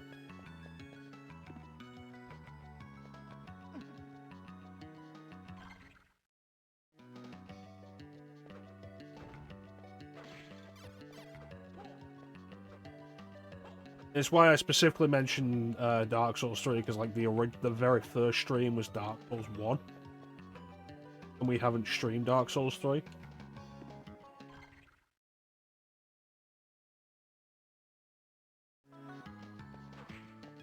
Well, like, I don't want to do Dark Souls 3. Maybe I'll change my mind. We'll see. Oh, fuck, a teleporter.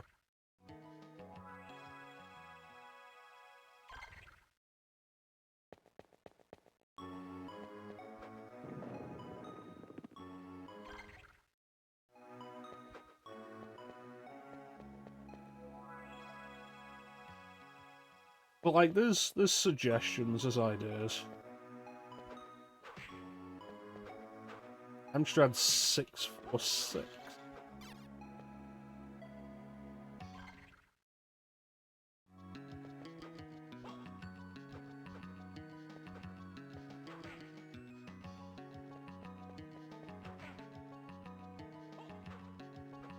Duck Hunt's a solid choice. Everybody knows I'm always down for light gun games.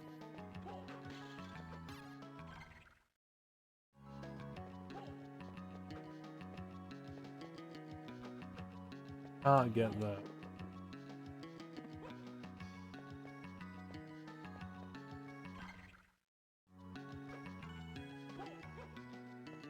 Banjo-Kazooie.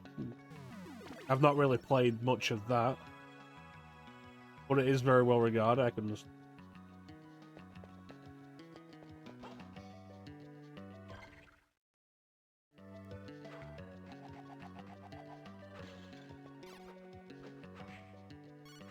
Alex Kidd in Miracle World on the Sega Master System. What a game. It's interesting, like, having grown up with Mario, experiencing Alex Kidd and just how different its ideas of platforming are.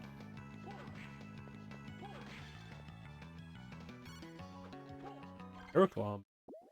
Tetris, absolute classic, of course. I don't need luck.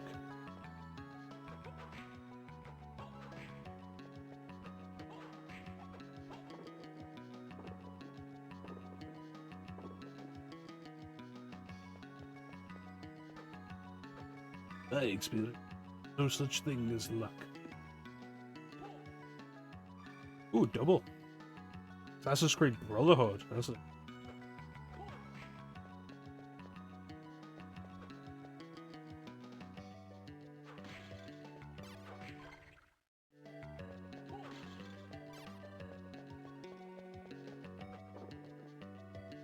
I should really get around to doing the Assassin's Creed games on stream.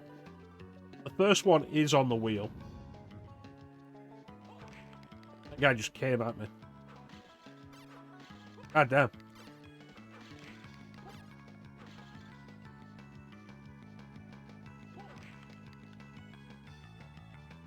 Arkham City, very solid, yeah.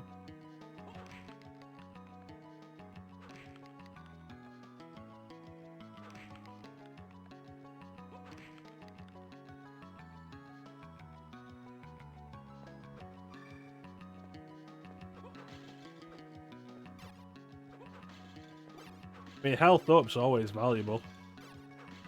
But that's all that entire sequence was for.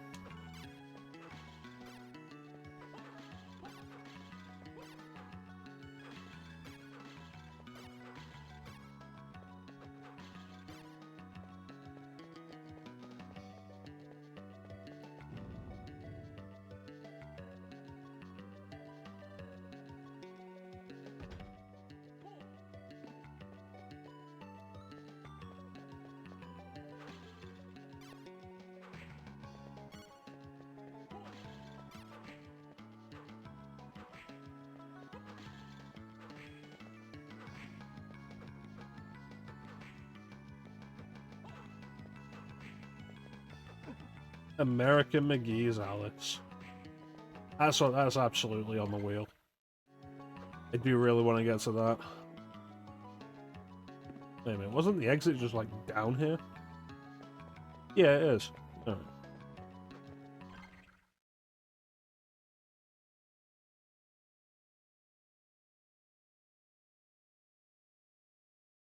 I don't think I've made any actual...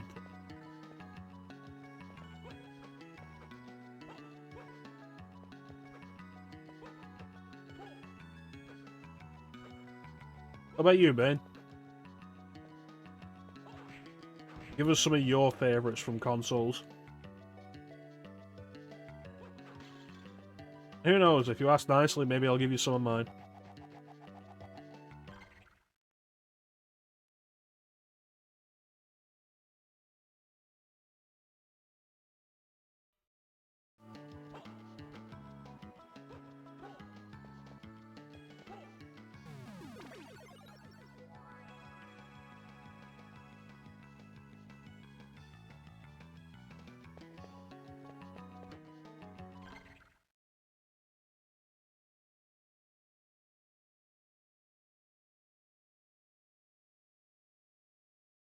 Back down to the bottom again, maybe?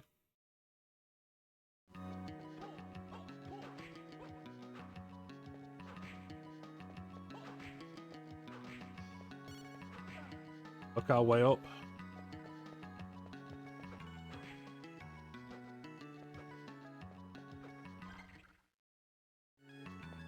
That's not the direction.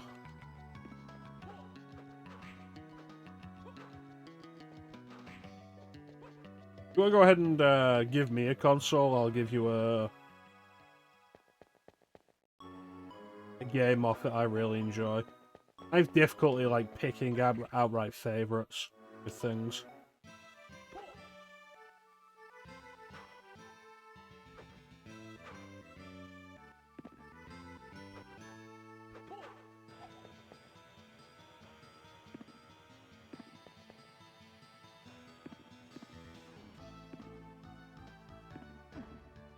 Bastard. Well, I can give you a game that I really highly of.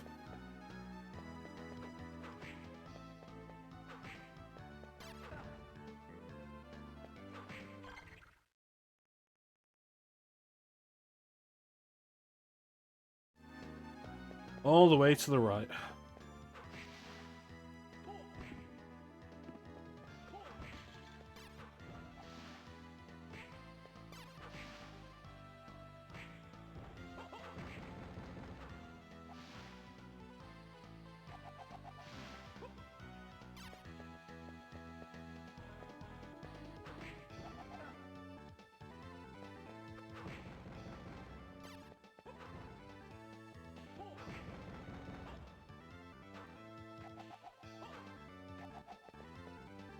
Dreamcast, that's a good one. I like Dreamcast version of Resident Evil 3. And RE2.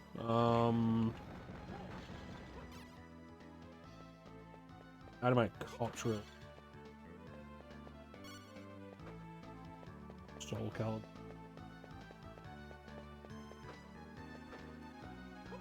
Yeah, possibly like OG Soul Calibur. Which I regard as like the perfect fighting game.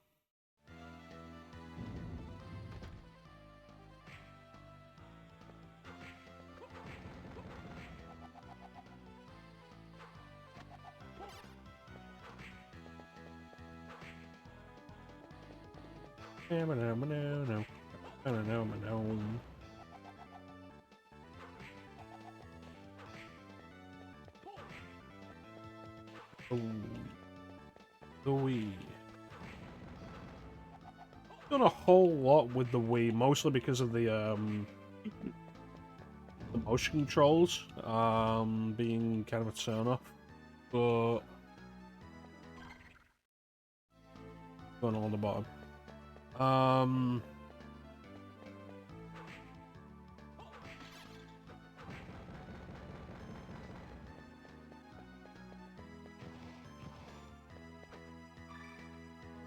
Super Mario Bros. Wii, maybe?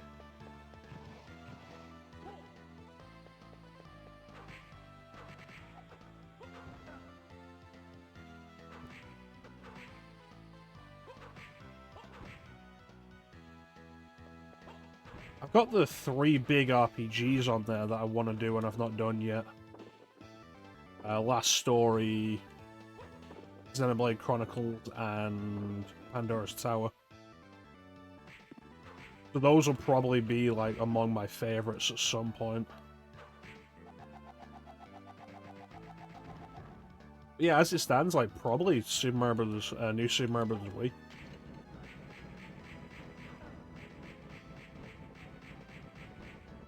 But that would most likely change if I actually spend more time with the Wii.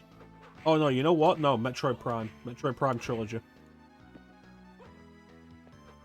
Metroid Prime Trilogy, absolutely. I was trying to think of, like, I know I've streamed some Wii games, so, like, I have played more. Yeah, probably Metroid Prime Trilogy.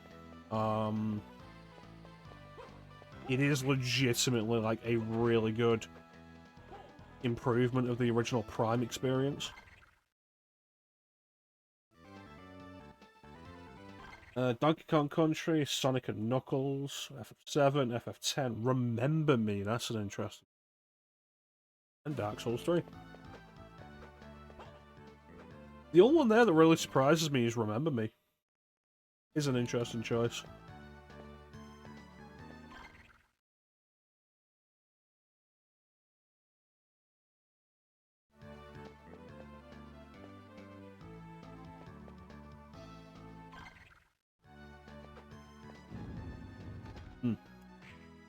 Yeah, I should There's a few Wii games on the wheel that I want to do. Most notably the RPG. Xenoblade Chronicles at this point, I'd most likely play on the Switch. Because I do own it on the Switch as well.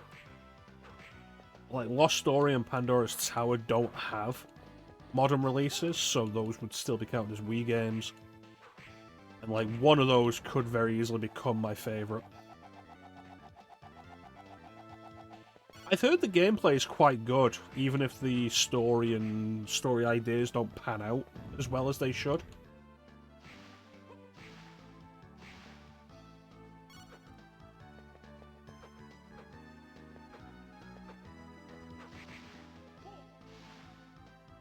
Yeah, I think of the two RPGs, Pandora's Tower is the one that I'm most interested in playing.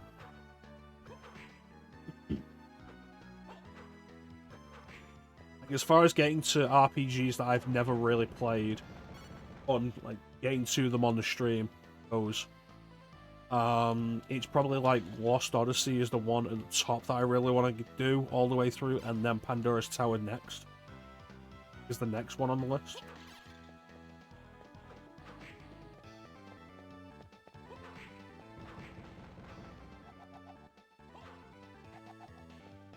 Plus, that black Wii case is just so distinctive and looks really...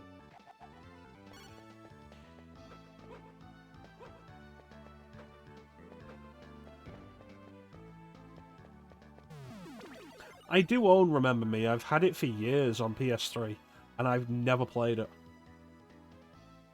It's installed, and my PS3 is up there, and I can just unplug the cables from the PS5 and plug them in the PS and play it.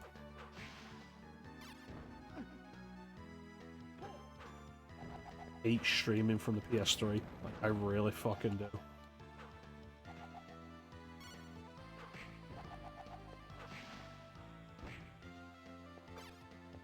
You can tell it was a top team.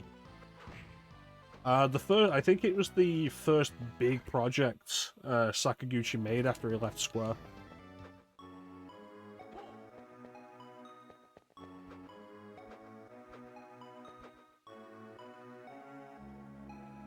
Oh, the combat?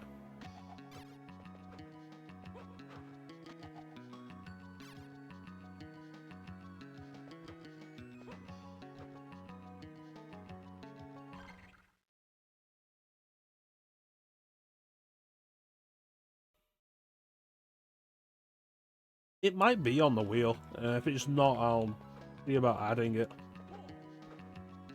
I need to go through the PS3 games I own. To add them to the list anyway, to the wheel.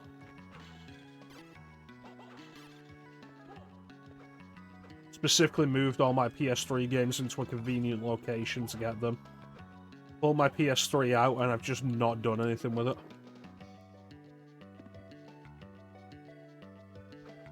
Because a lot of other stuff I can play on other systems. The PS3 does still have a few games that I can't. Like Drakengard 3, Metal Gear Solid 4, Remember Me is one of them.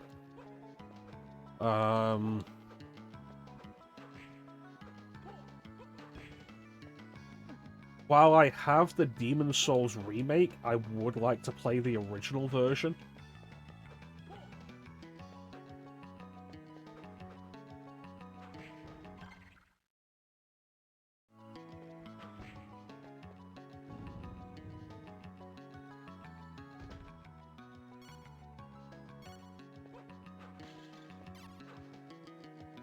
The Amazing Spider-Man games on there. I have 5 Spider-Man games on there. And you know what I'm like about wanting to stream Spider-Man games?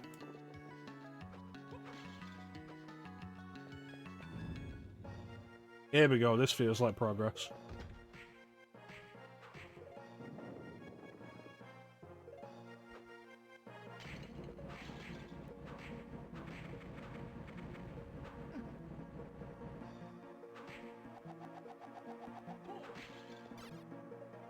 I was also, like, thinking recently, like,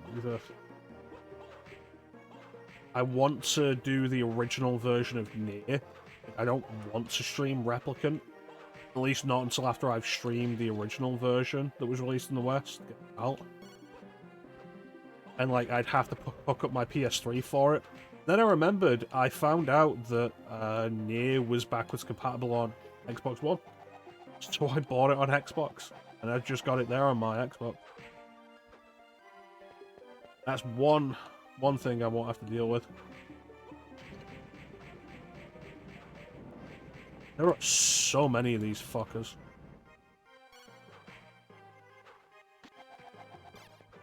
Hey, how you doing, mate?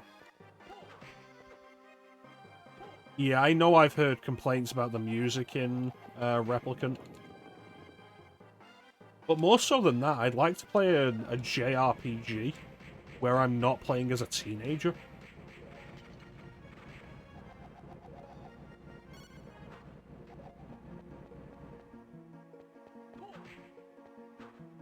I have so many RPGs where I'm playing as, like, a teenager or somebody in, like, maybe they were very early 20s.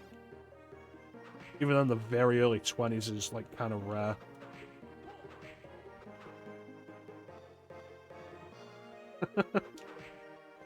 I feel like if that's the case, though, Bane, I'm likely to not even get to Drakengard 3. Because we all know the reputation the rest of the Drakengard series has.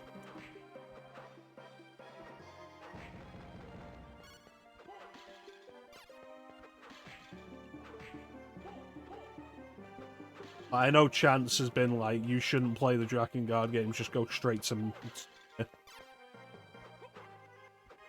I know San has definitely said that.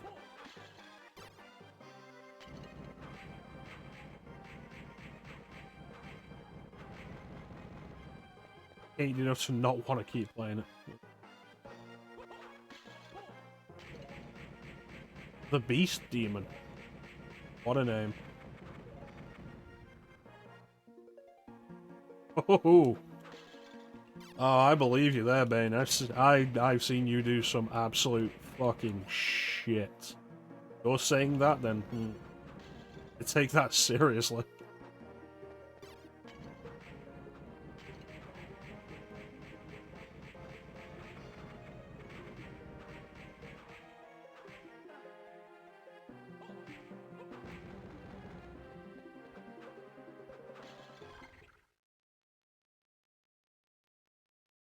Oh boy.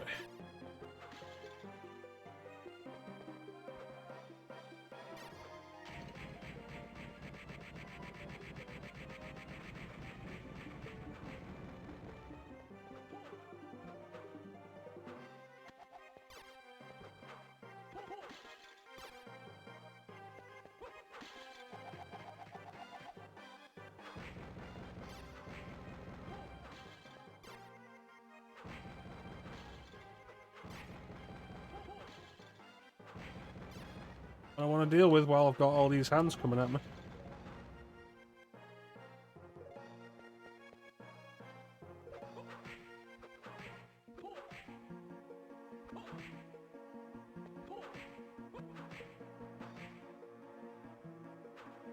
Ow.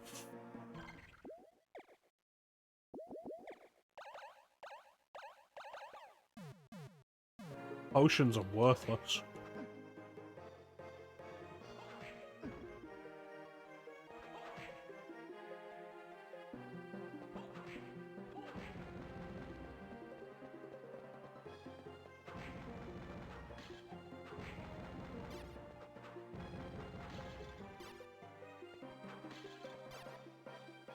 I think Drakengard is on the wheel of RPG.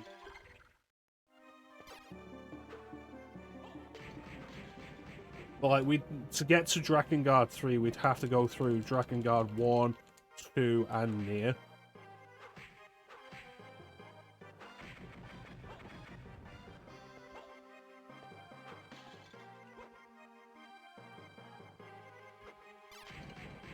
I'm kind of weirdly obsessed with doing these things in release order.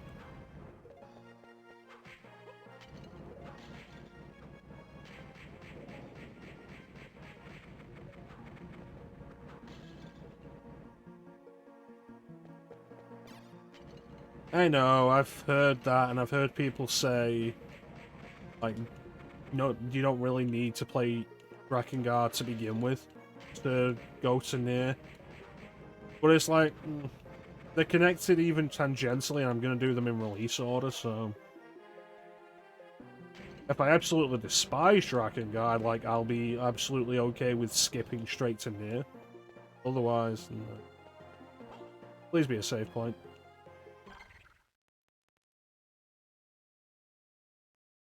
Save point.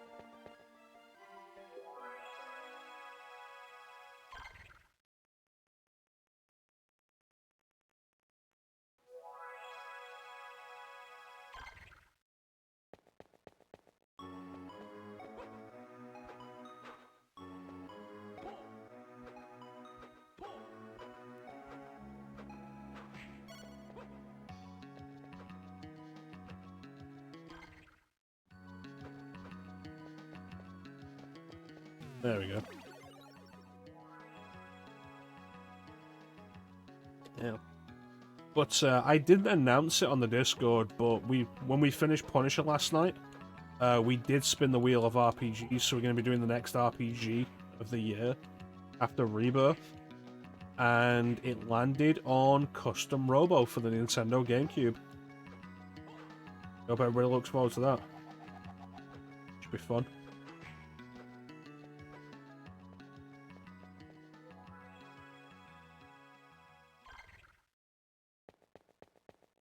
Never heard of that. Of course you haven't, Bane. It wasn't released in this country. Custom Robo is a series that's been around since the Nintendo 64 in Japan. Custom Robo on the GameCube, known as Custom Robo Battle Revolution in Japan, got an American release. The only game in the series we got was Custom Robo Arena on the DS, which I played back in like high school and I really enjoyed. Honestly, if you're after a DS game to spend a bit of time on, recommend Custom Robo Arena.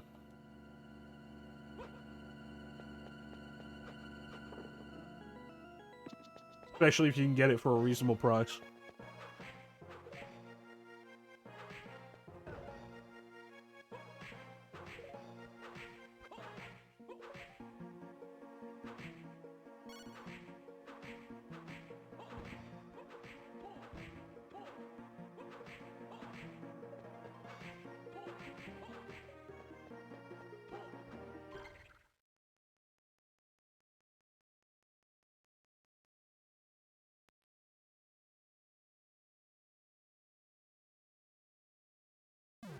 But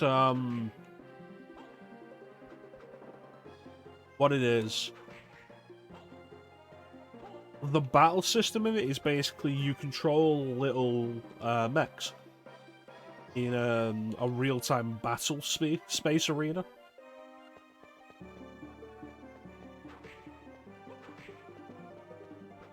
And it kind of works similarly to, like, if you've ever played a Yu-Gi-Oh game, where basically every kind of altercation comes down to playing the card game. Except in this game, it's every altercation comes down to we're going to battle mechs. And the big appeal of the game is that you can completely customize your mech with new parts, which will change its abilities, its weapons, its stats, and all sorts. I think it's a game you would probably really enjoy, Ben. And so, like, if you can find the DS version, I think you would probably quite enjoy.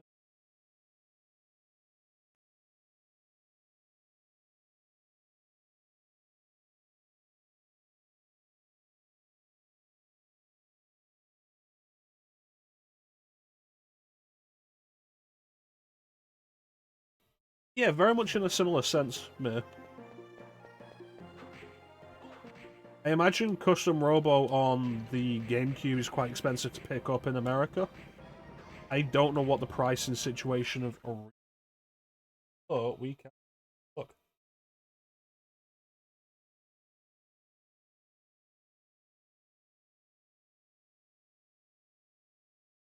Oh, interesting.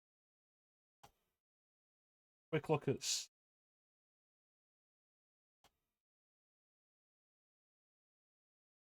You know what? I might actually have a copy. Robo Arena. It might be one of the DS games I picked up. Particularly.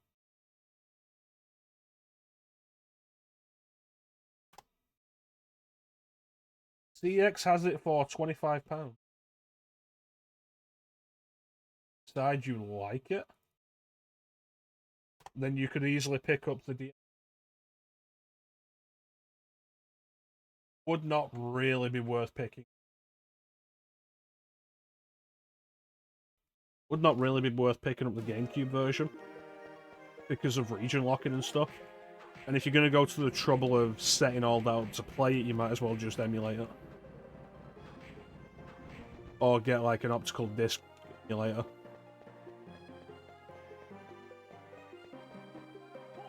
Yeah, I've not really played much of the GameCube game.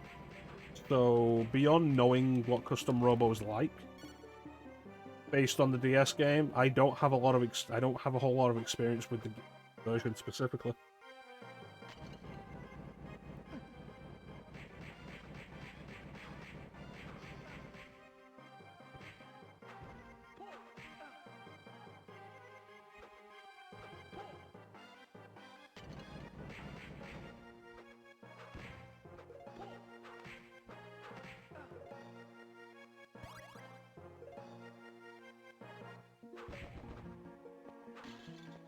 Yeah. I can't even do anything here anyway.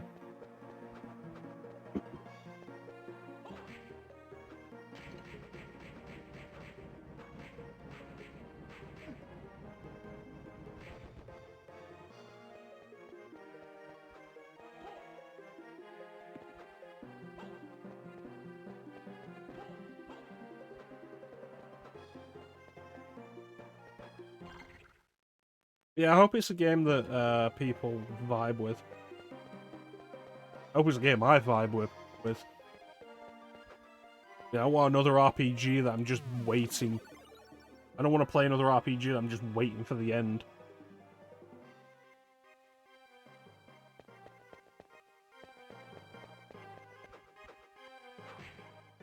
Oh, actually,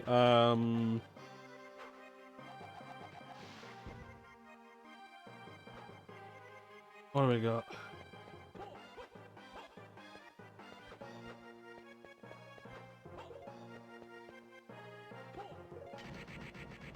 Oh, god damn.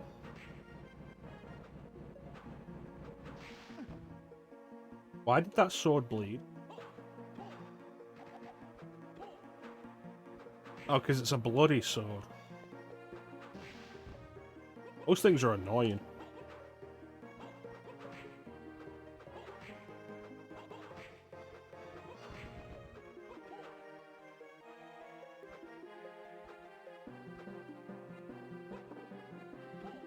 There we go.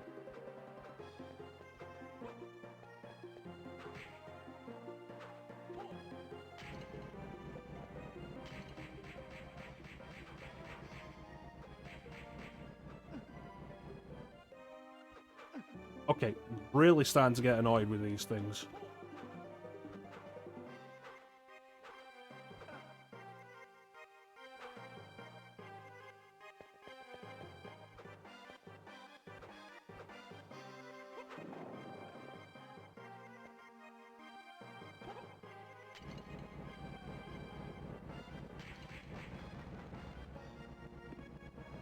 The horizontal arc on the holy water is so weird in this game. Hey, how you doing, Henry?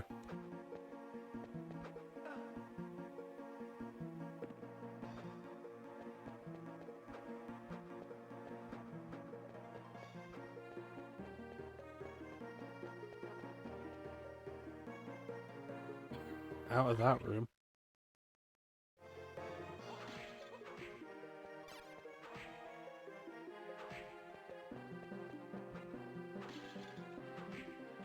Am I still equipped with it? Yeah.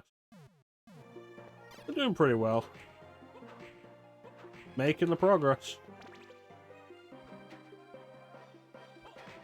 Despite the game being kind of jank.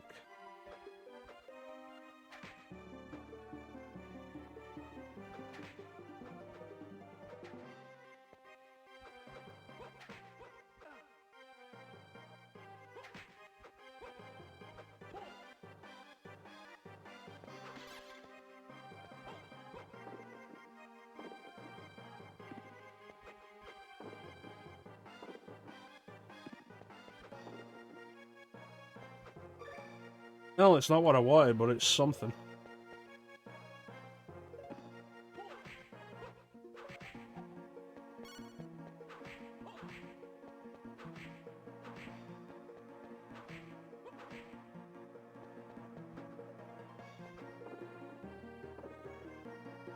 Acceptable.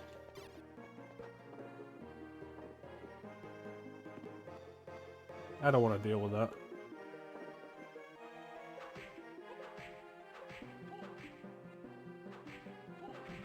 I feel like that should have absolutely hit me. Alright, I have an arm guard.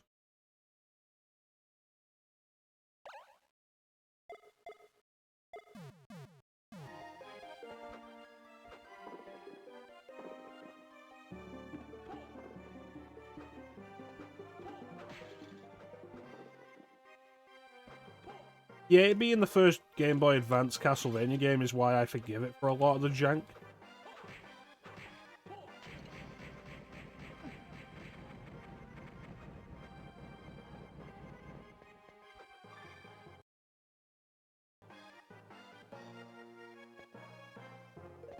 But boy, does it make it a difficult game to actually recommend for other people.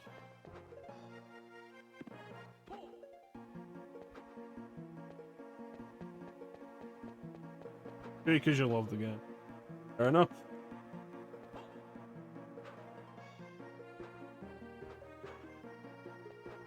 Oh, fuck off.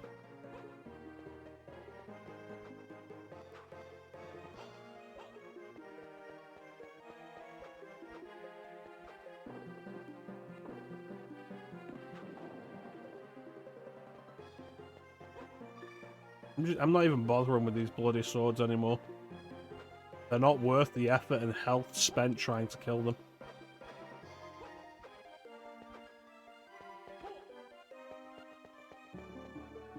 Oh, thank God. But yeah, as a result of it being, like, not great to actually play, it's one of the Castlevania games I have the least experience on.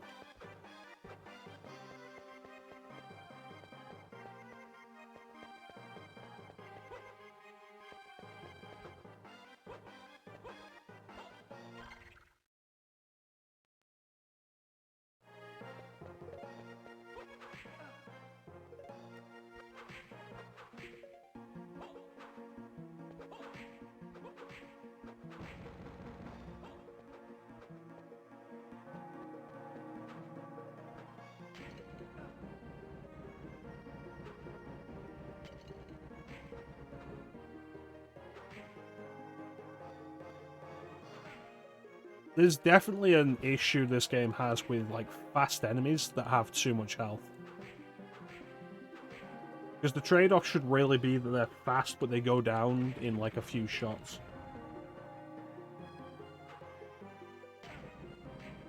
Not in this game.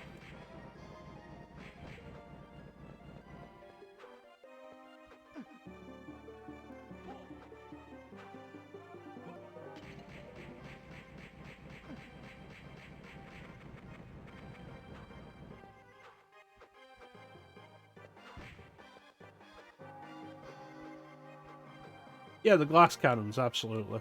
Lightning bruisers. No, not lightning bruisers. Lightning bruisers.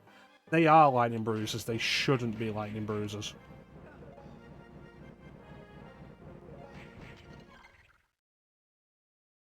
340 health. Also, like, a lot of these corridors are just stuffed with the same enemy. And so going through, like, all these corridors becomes a real chore because of it.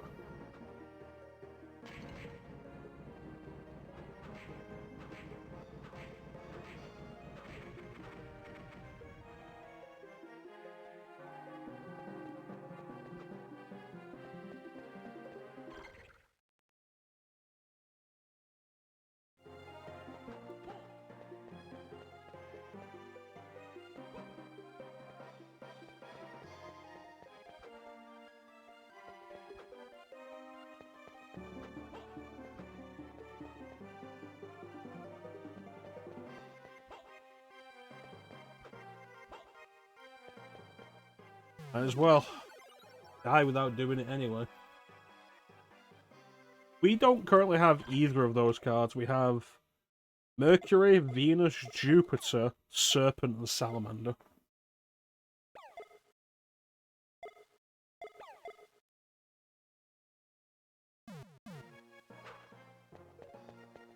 That's right. I refuse to farm for them. That's who I am.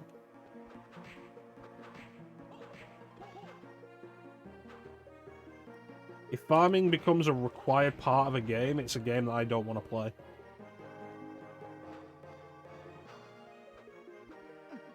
My biggest complaint about Bloodstained Ritual of the Night, that you have to farm like the fish soul so you can progress. And I think that is like such a bad idea.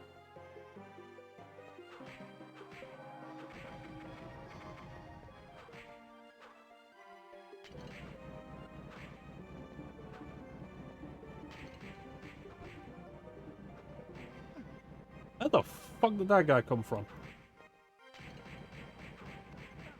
That's a different werepanther.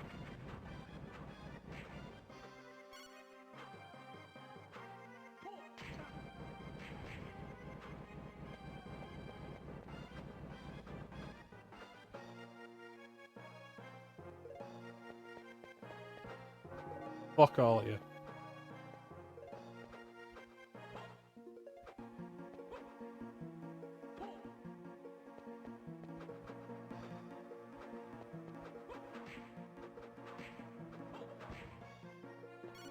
Oh yeah, Bloodstained's fantastic. Really enjoy Bloodstained. Enjoy it enough that I 100%ed it when we streamed it. But, like, that requirement of grinding until you get the fish soul to swim, and it being required in the game, is absolutely a bad idea. Like, every other ability is dropped by a boss, and every other Castlevania game will have a required ability dropped by a boss. So having to farm it is just not good.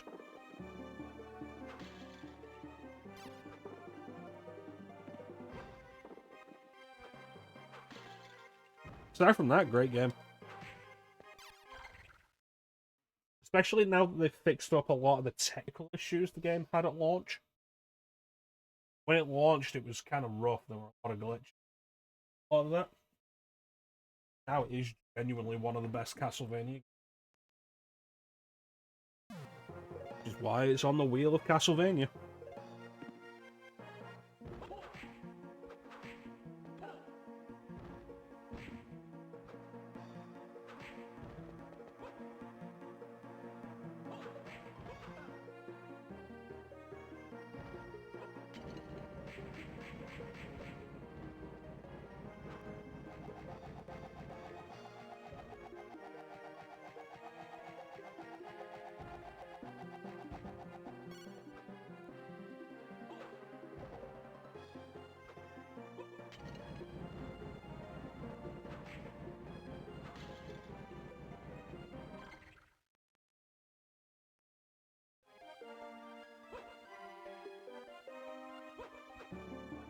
I like Vampire Survivors, I really do, but I don't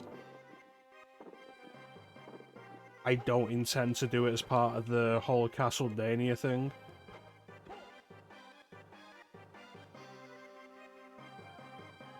Mostly because, like, it's one map. And as cool as that map is, like, the Vampire Survivors Castle-Day-nia stream would be me just doing that map until I feel like we've gone long enough. It's the same with Dead Cells. Like, I love the Dead Cells Return to Castlevania DLC. Not really long enough to do a full stream.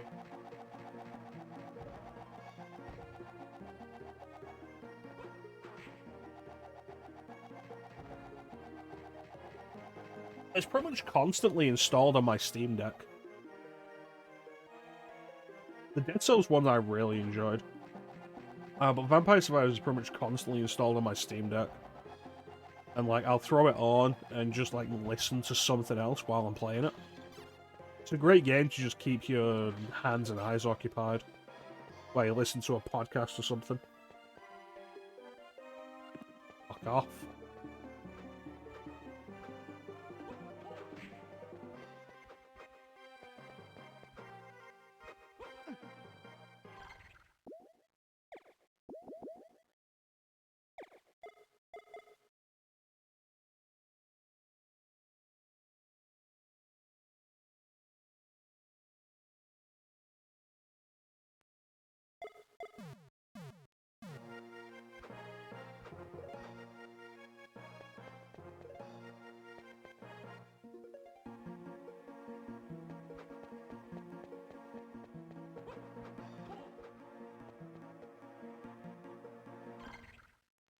Cursed. Yeah, because there's no shop. But even then, the potions do so little. Until something's dropping high potions, there's no point.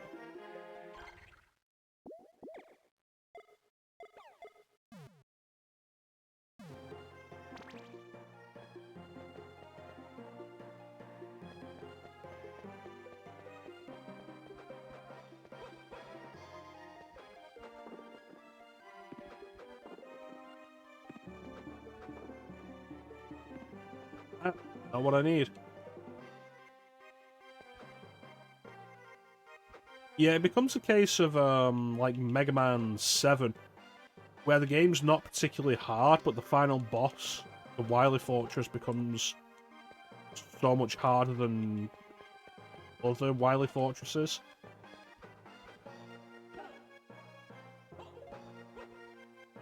Just because you have no E-tanks in that game.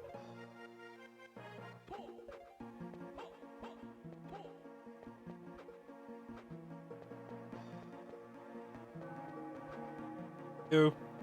Fuck you.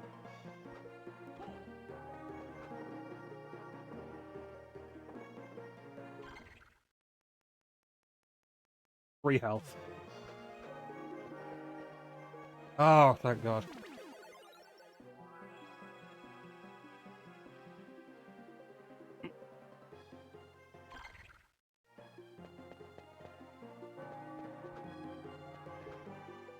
And people say I can't play video.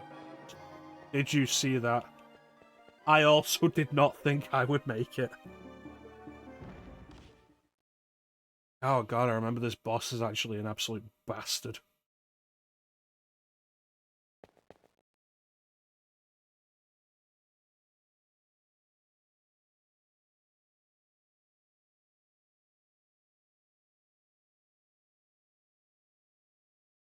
Ugh.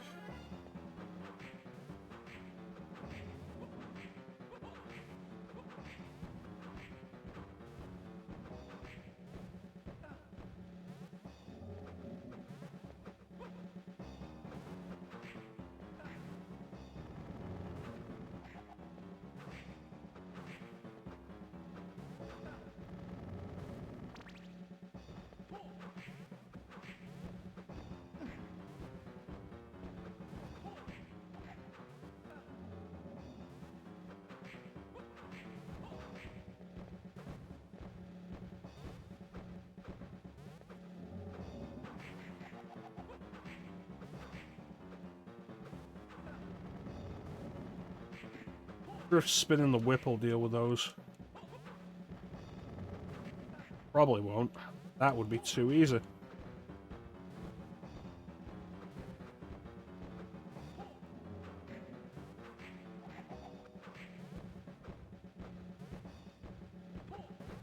least the hand isn't a hitbox.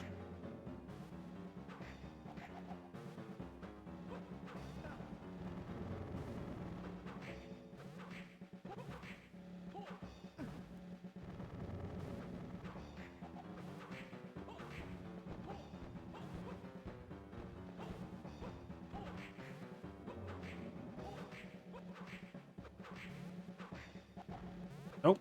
Don't do shit.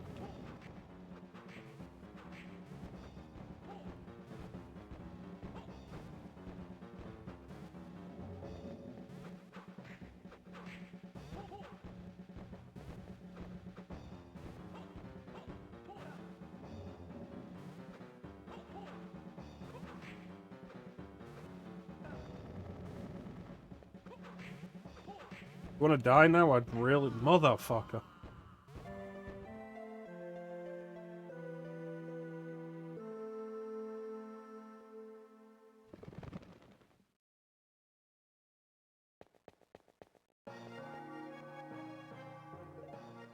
Go.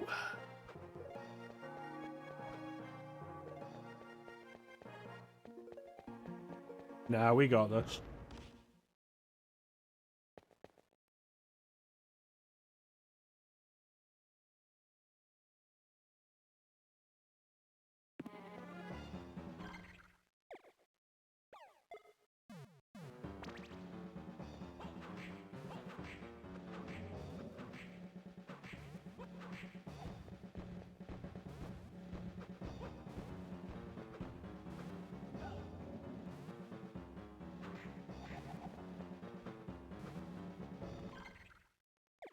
Yeah, maybe go back to the...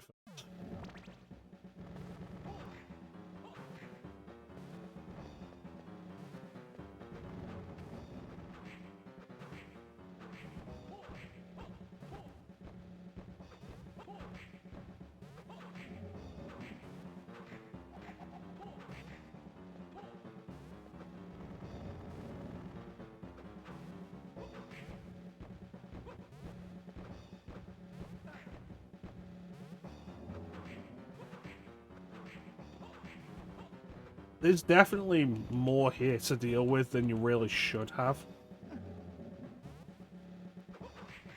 Like, everything this boss has would be tricky enough, but then it's throwing the bubbles at you that are just constantly spawning. And that's kinda bullshit.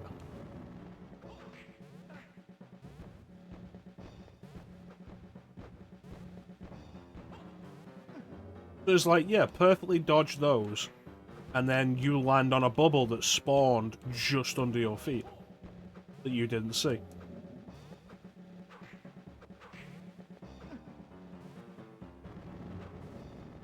And like, now we're just doing worse than last time because of this shit. It's gonna be luck of the draw on these bubbles. Like, it really is.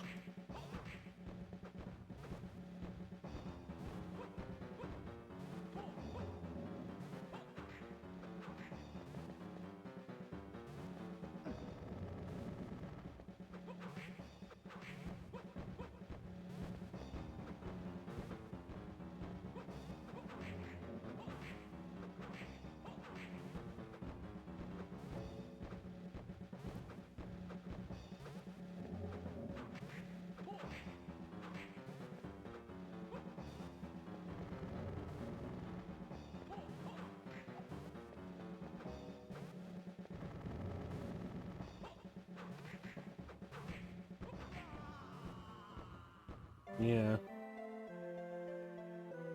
The trouble's the bubbles. They respawn quickly, there's so many of them available to be on screen at once. Their presence is, like, really not telegraphed very well.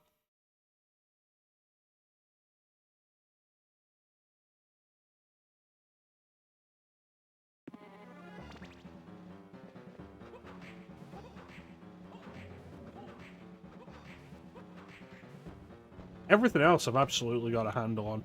The bubbles being random is the big trouble right now.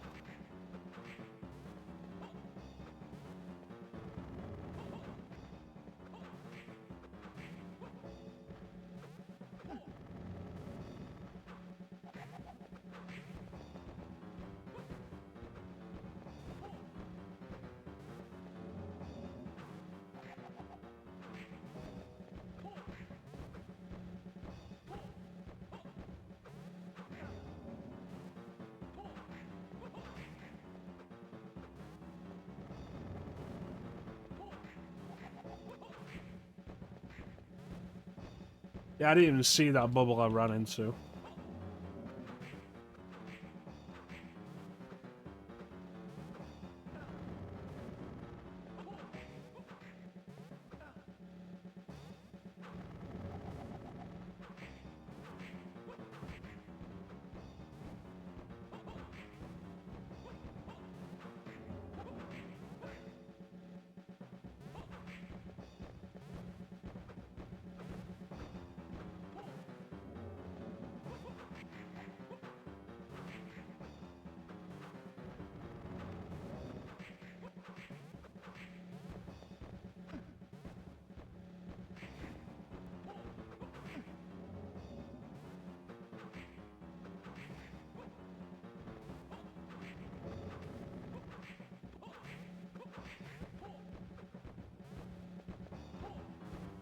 So I've got a handle on how to deal with everything, but too often the skulls spawn and there are just bubbles in the way that mean I can't effectively get out of the way of them.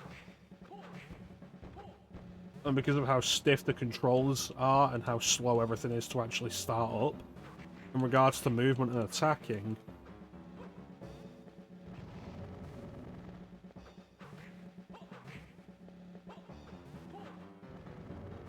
there's not a whole lot I can do about it.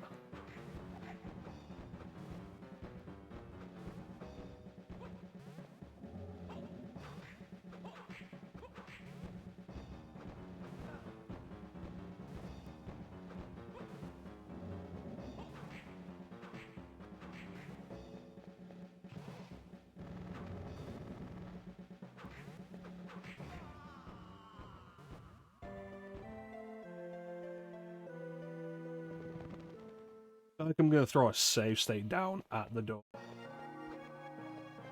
Just so we don't have to keep going through this cutscene with Hugh.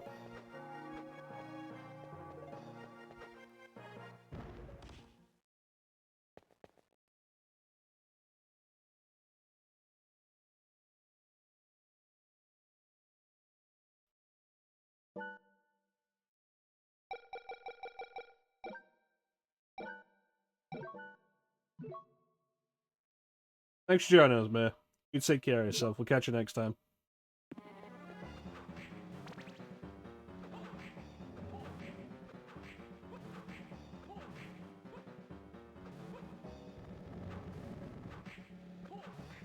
See, managed to thread the needle jumping through the skulls, and then landed on a bubble that appeared underneath me anyway.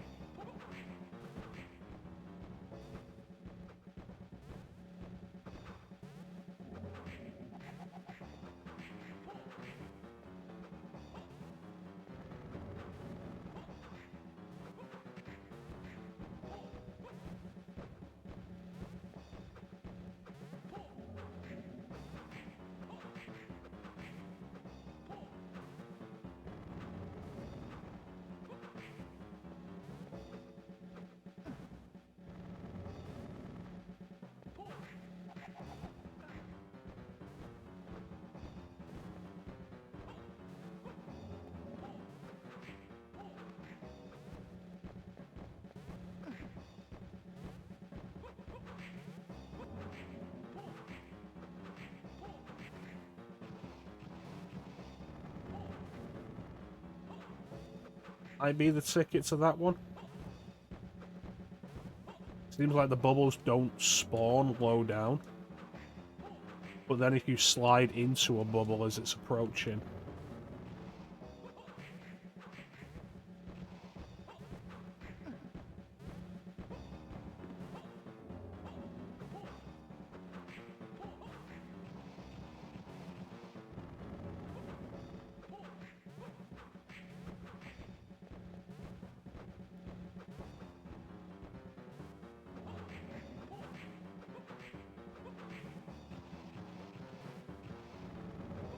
Yeah, I think that's probably going to work.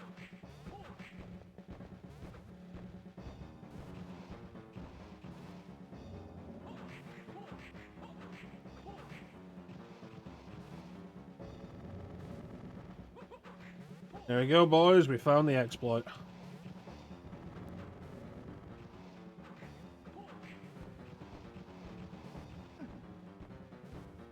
Don't turn around.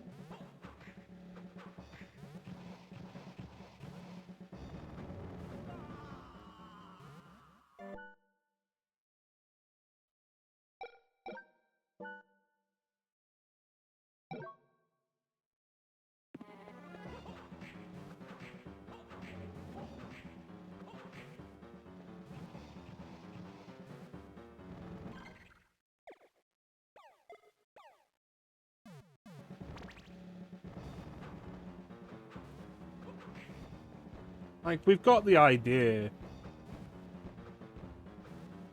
It's just about how slow it is.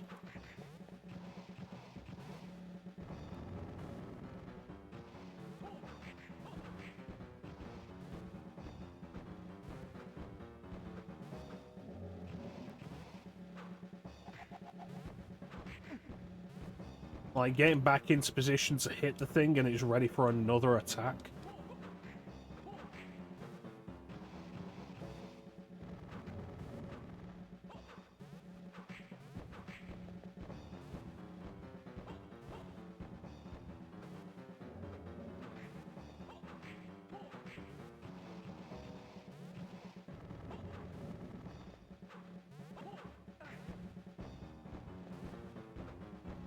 Plus, I'm pretty convinced at this point this game has terrible hitboxes.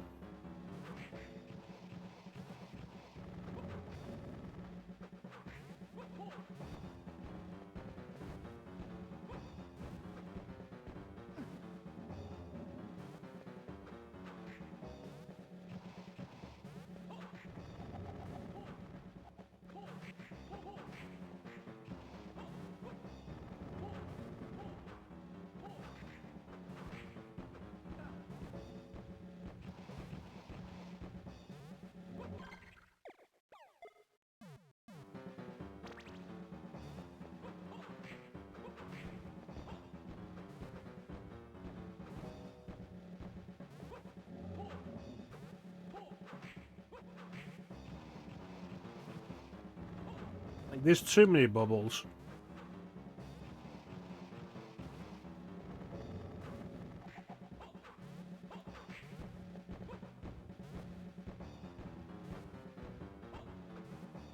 It's one of those bosses that preys on your impatience.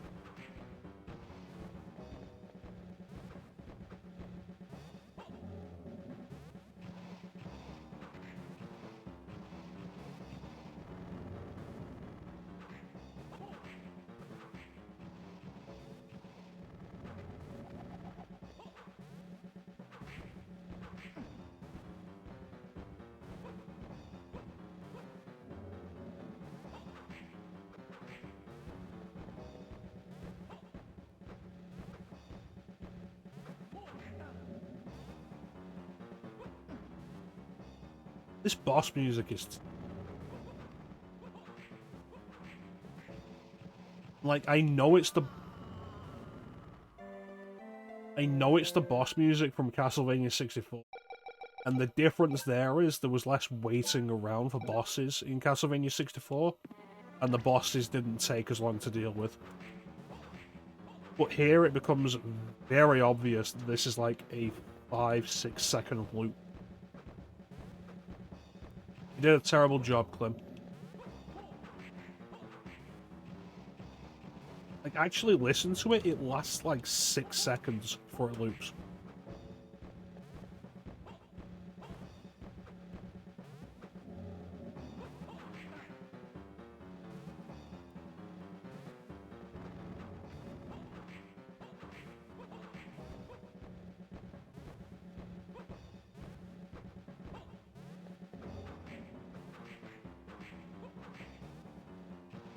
It's like you can have fairly repetitive boss music as long as it's like high energy, which this isn't, and the boss fights don't take long. A Link to the Past is a good example of that. A Link to the Past boss music is very short. Very quickly looped. But it's high energy and the boss fights will be over quickly. Either you'll be dead or the boss will be dead.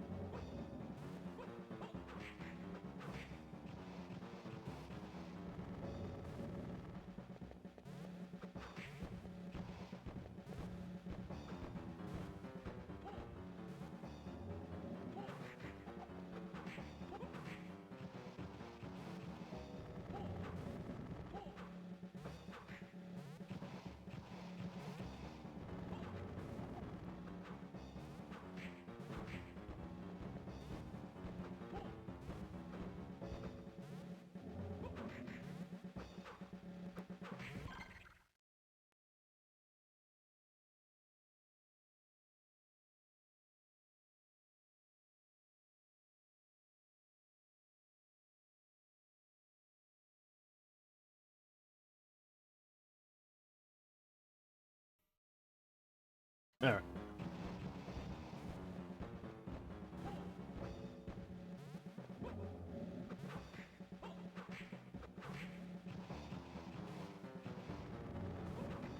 So this becomes like the worst kind of boss.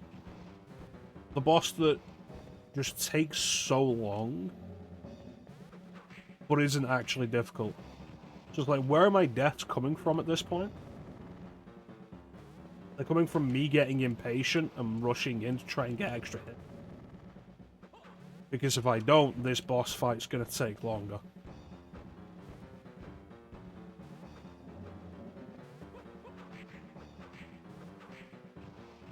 I think I'm demonstrating well enough that I am very capable of consistently dodging everything this boss throws at me.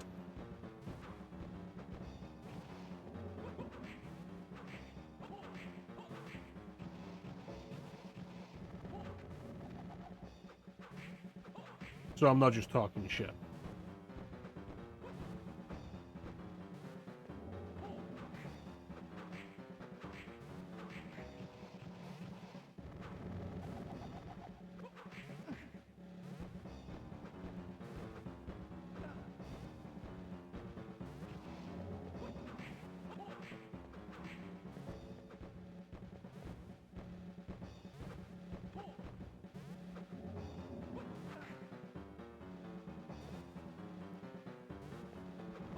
The stiffness of the controls really does become a problem in situations that require dexterity.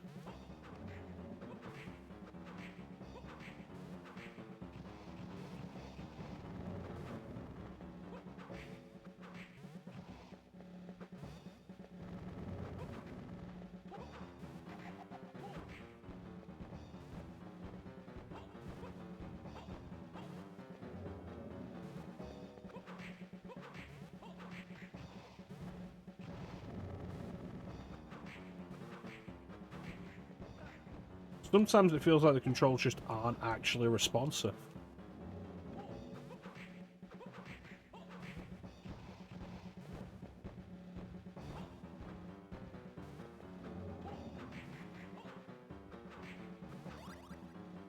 Bitch.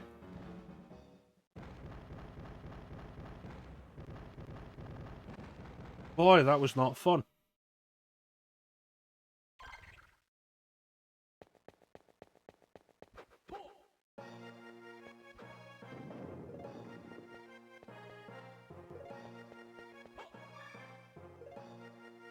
So presumably, thank you, Ben.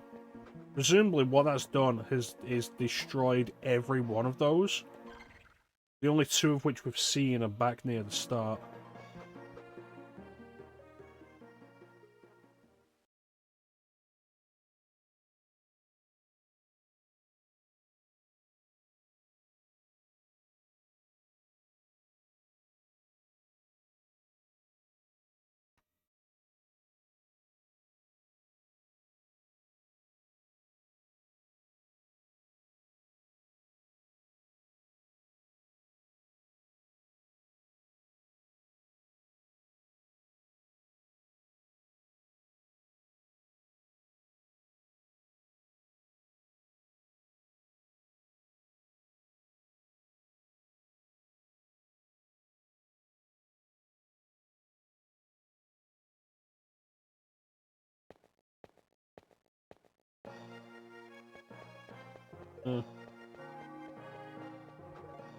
Alright, back to the save point.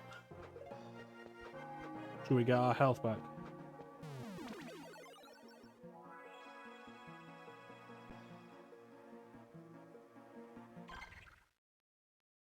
So despite the apparent size of the map, like, it's not that big. It looks big, but it's not big. Doesn't take long to move through. Yeah, he's one of those, I'm better than you and I deserve to be seen as such kind of things. Chip on his shoulder.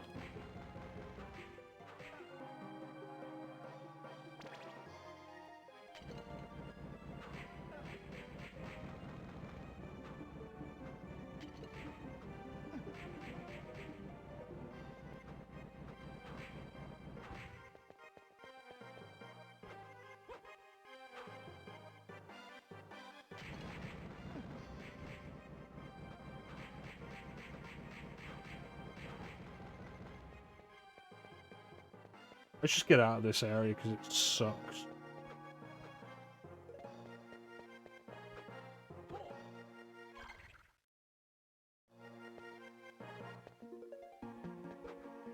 Still can't move those boxes.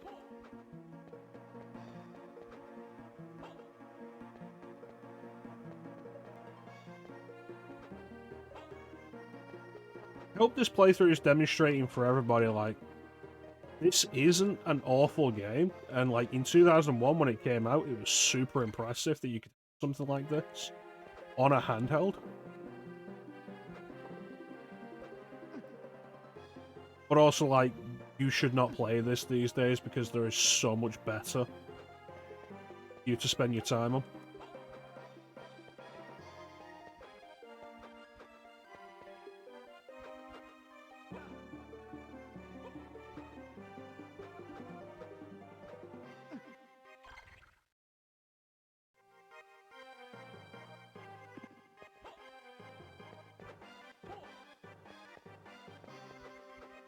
No, I don't think Resident Evil Gaiden was ever particularly impressive.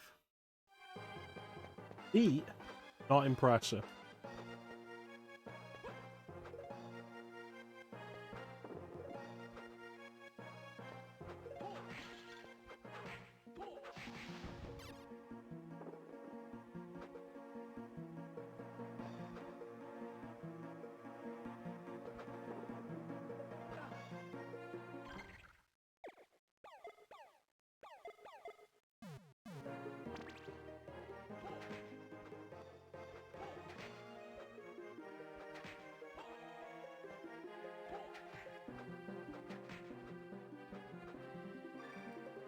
There we go.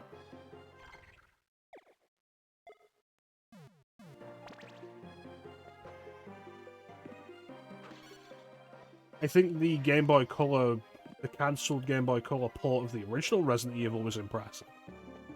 Not good, but impressive. But Gaiden, no, I think Gaiden's just kind of neat. Not good. Impressive, just kind of neat.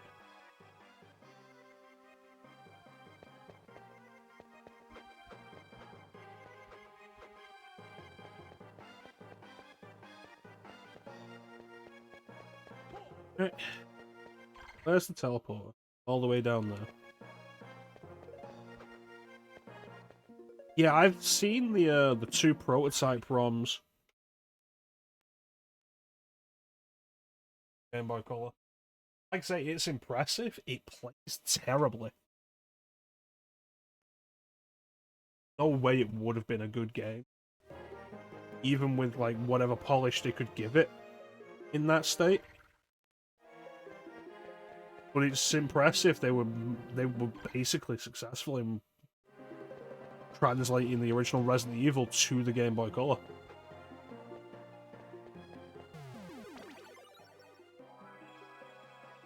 Absolutely insane.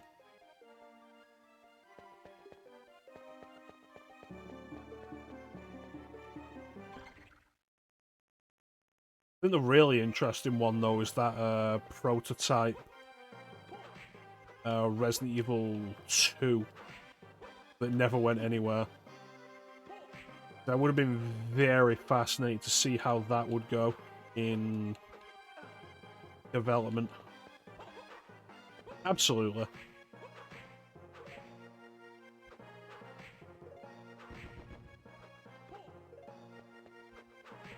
Considering the backgrounds are all like pre-rendered images anyway.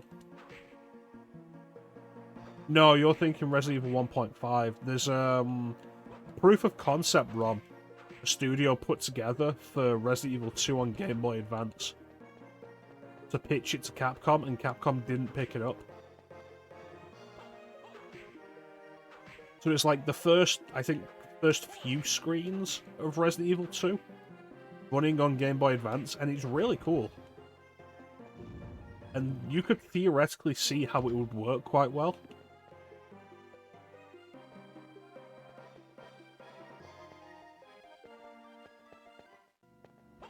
Oh, yeah, this was nothing.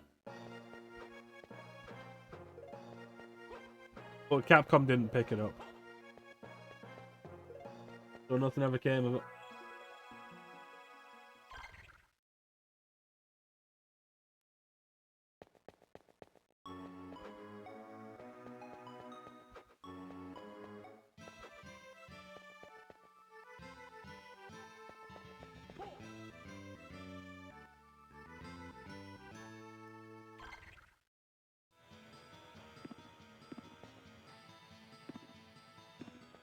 But we did eventually get a handheld Resident Evil game, Deadly Silence.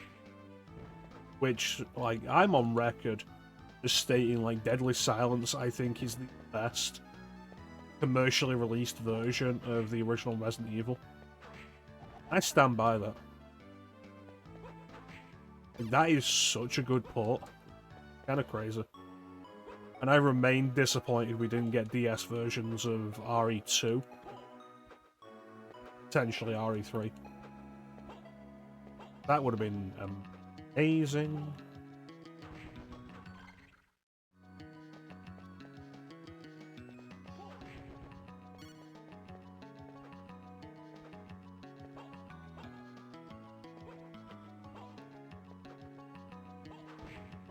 I think it's kind of a shame in general that we didn't get more ports to the DS. Like Super Mario 64 and Resident Evil Deadly Silence. Okay.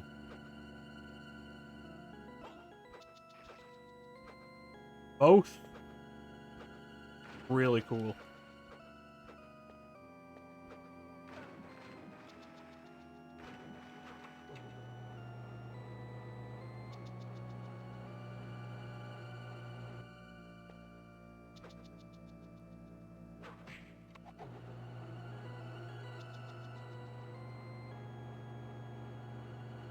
Well, that's just irritating.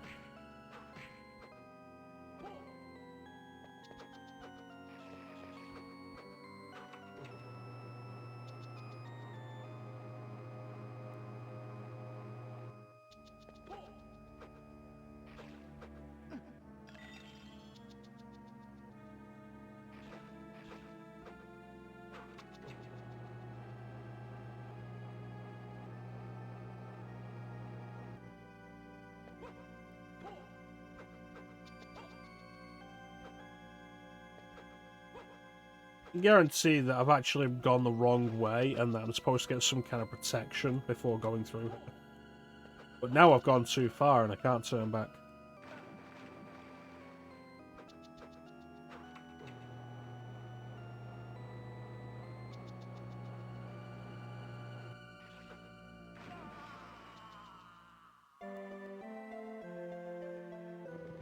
Ah well. It would have been the other direction.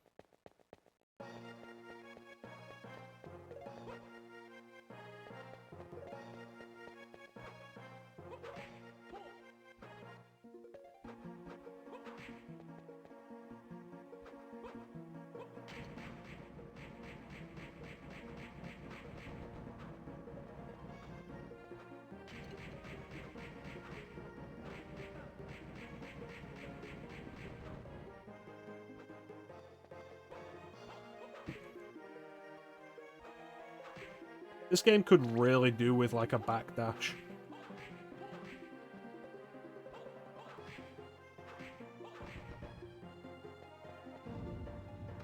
It's absolutely one of my favourite mechanics of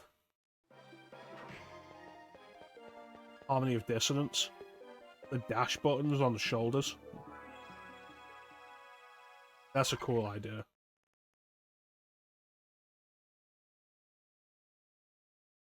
Yeah, if I go up, it'll just be fine.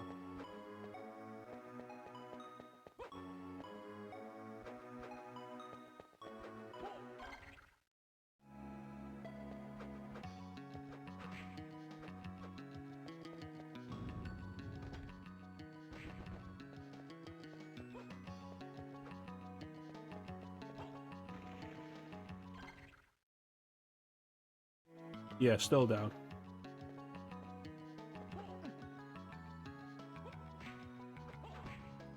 Yeah, if you've never seen it, Clem, look it up. The Game Boy Advance prototype ROM. Because it was leaked, and it's Not long. I don't think it even goes past the Kendo gun shop.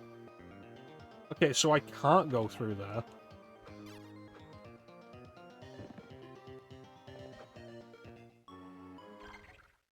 Which means the other way is the right way.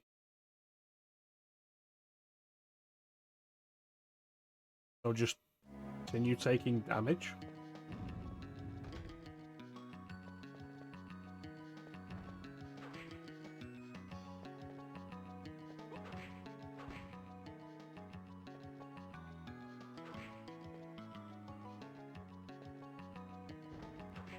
Thank you for joining us, Peach. You have yourself a good night. You take care of yourself.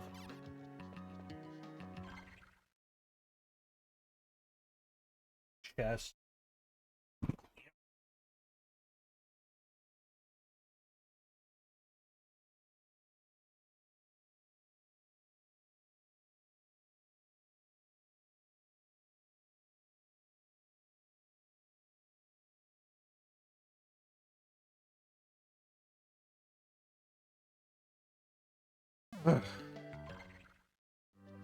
Alright, let's use this save point now.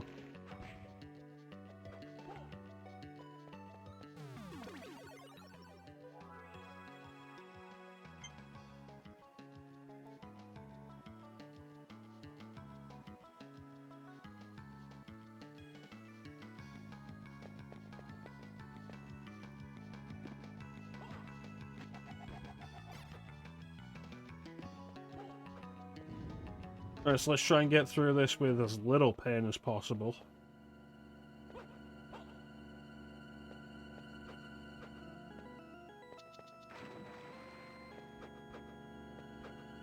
Okay, so that's the trick of it.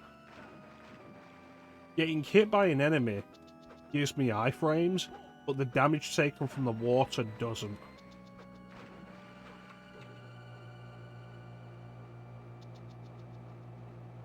The trouble with this is, like, common sense would say that the solution should be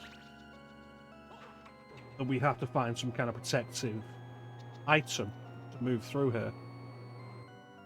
However, I've played enough Metroidvanias where the solution is actually that you have to make your way through a sizable chunk of an area like this before you're given the item you need. So, like, there's no guarantee of any of it.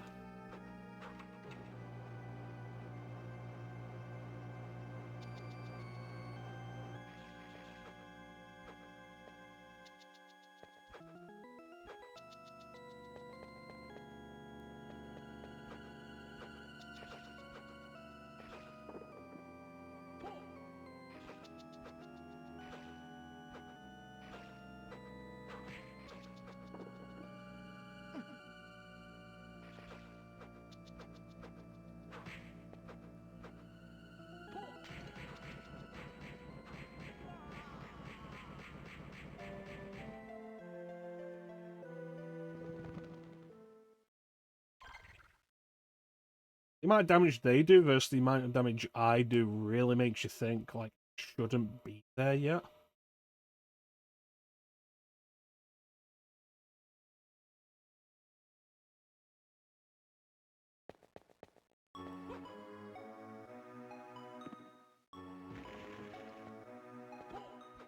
Take one more crack at it.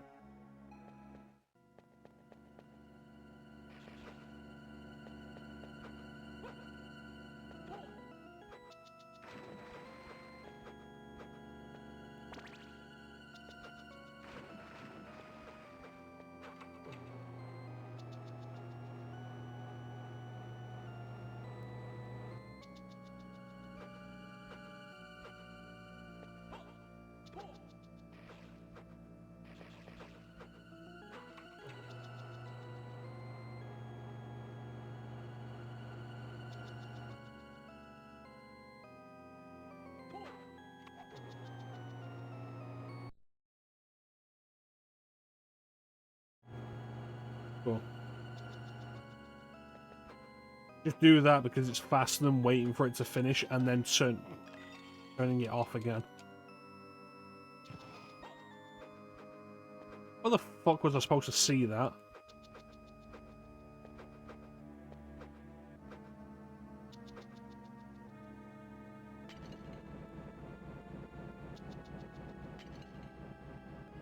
Oh yeah, that's not good enough.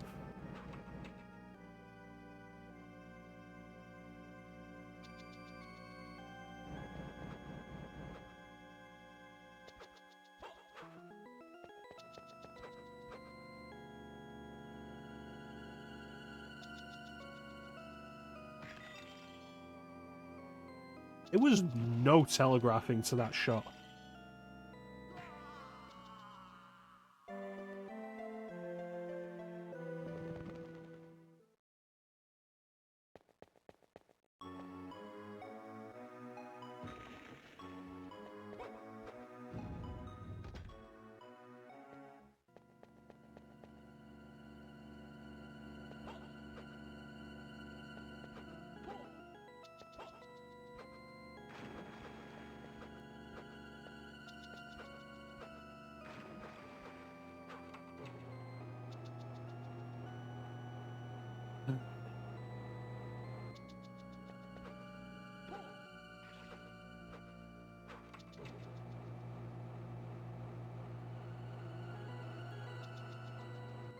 There's also a thing of, like, you notice how much palette swapping this game has been doing?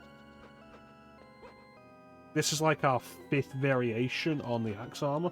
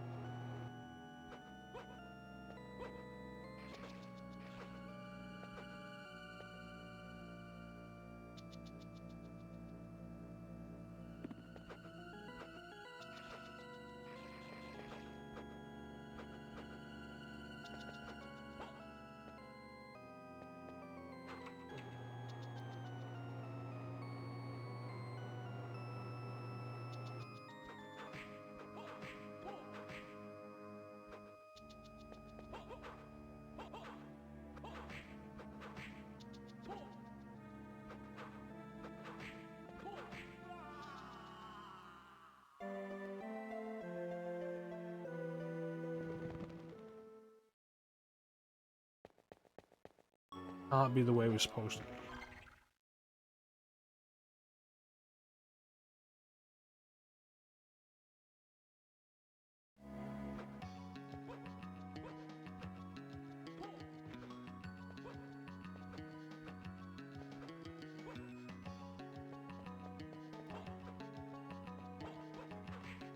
Like, it goes on for too long for it to be practical to do that without running out of health.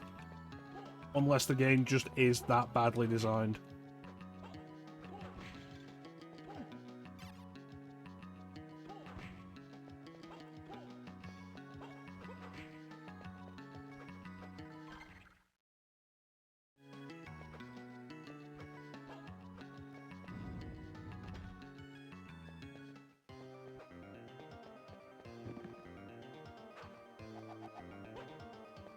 Like I should have the item that lets me move by now.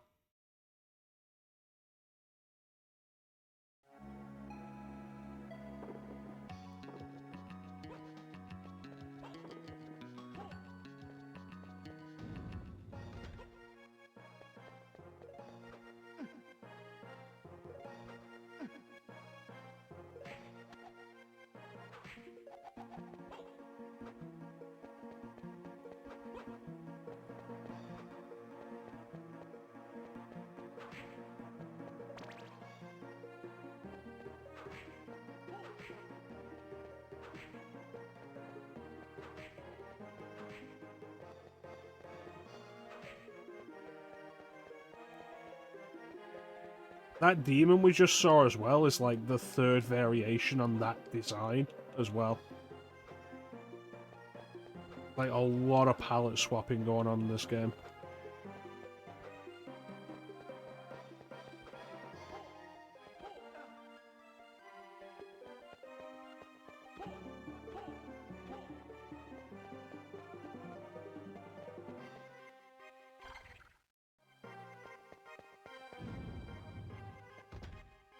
Oh, there we go, another one.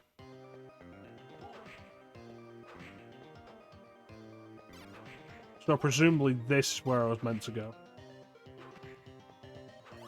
And we have at least a classic Castlevania song and meat. There we go.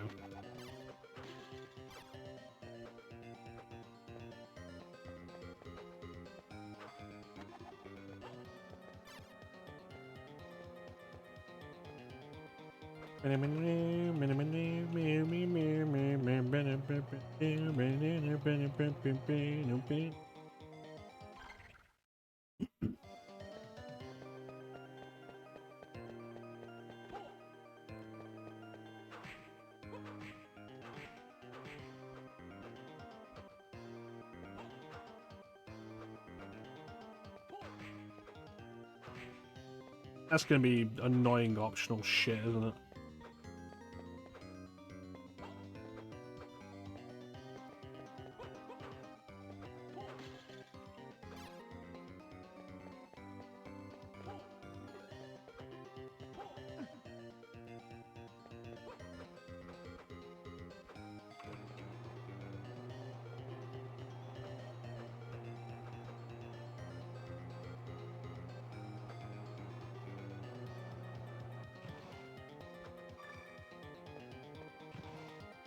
Yep.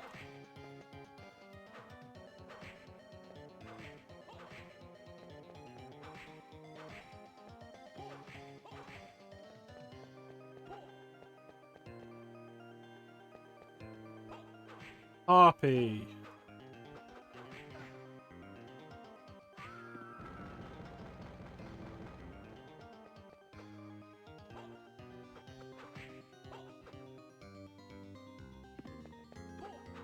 What do you think of this music, Clem?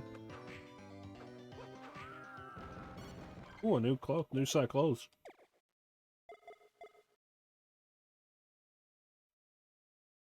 Down by 12 on the defense, up by 10 on strength.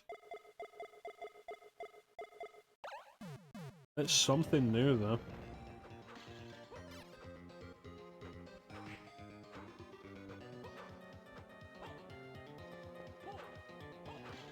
But you'll be popular in your stylish suit. Third variation on these things we've seen. Spirit, ectoplasms, and now wraiths.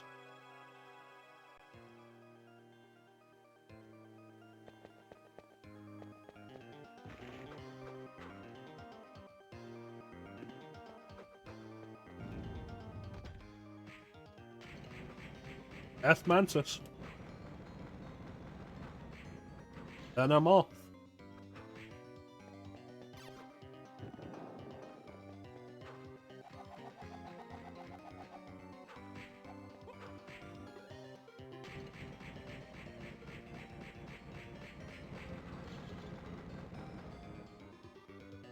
It is a classic Castlevania track, Clem. You might recognize it.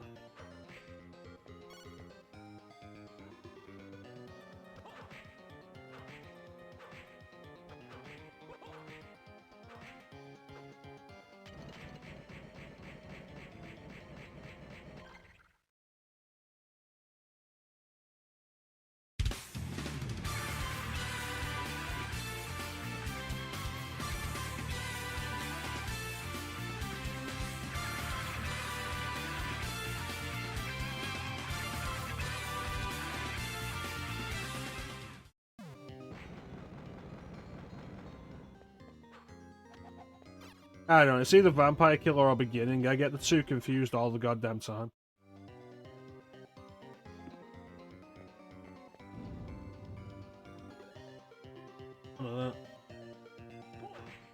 I think it might actually be Beginning.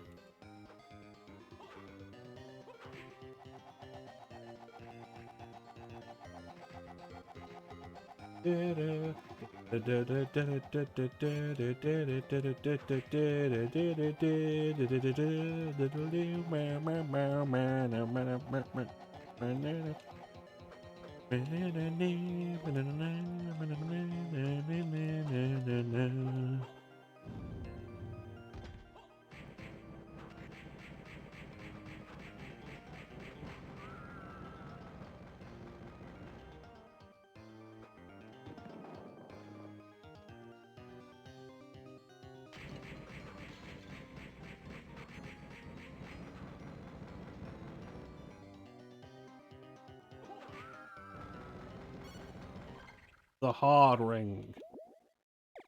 For your penis. That's a big defense increase.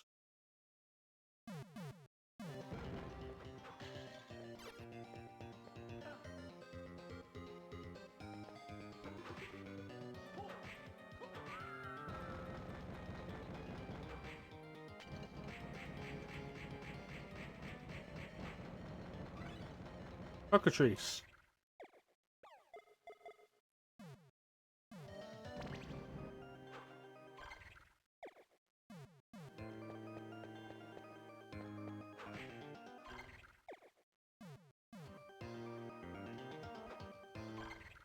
Did we find out? Experience points from walking. I'd be very surprised if that's the case, Emery, considering this game's non-canon.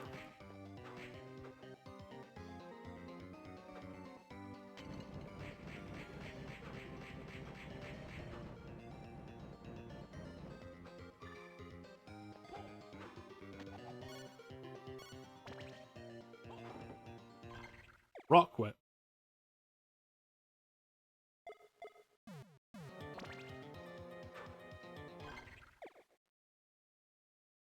Become invulnerable. Alright.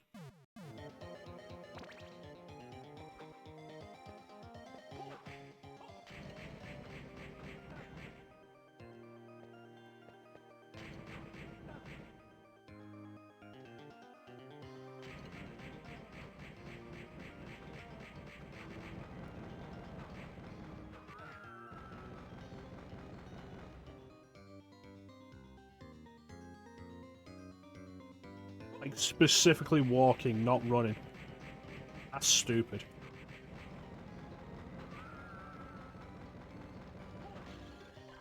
Alright, what am I on?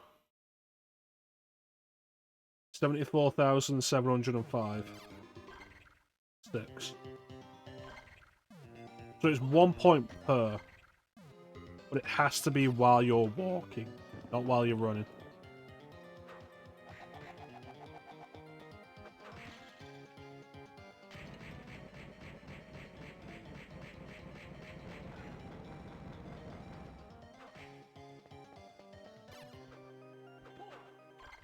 Honestly, if I was going to say it'd be Portrait of Ruin because of anything, it'd be because Portrait of Ruin has a plot. The Sorrow games, maybe. There'd be a reason to bring Dracula back as a character.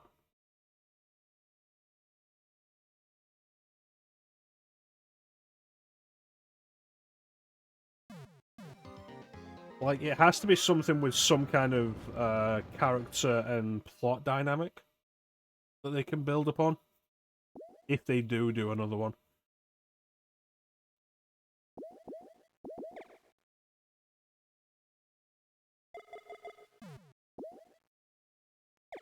So fucking tight, Alucard.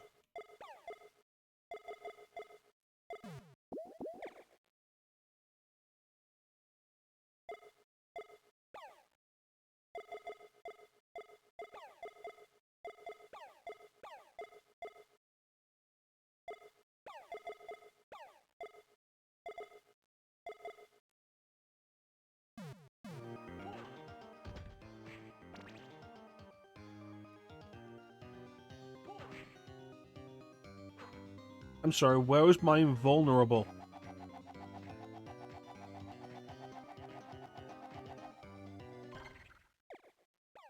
Bullshit.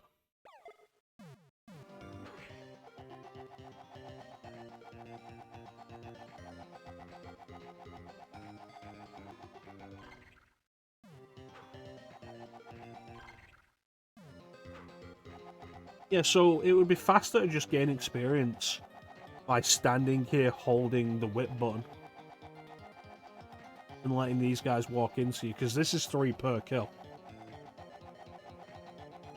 Compared to like 1 for every point you get by walking.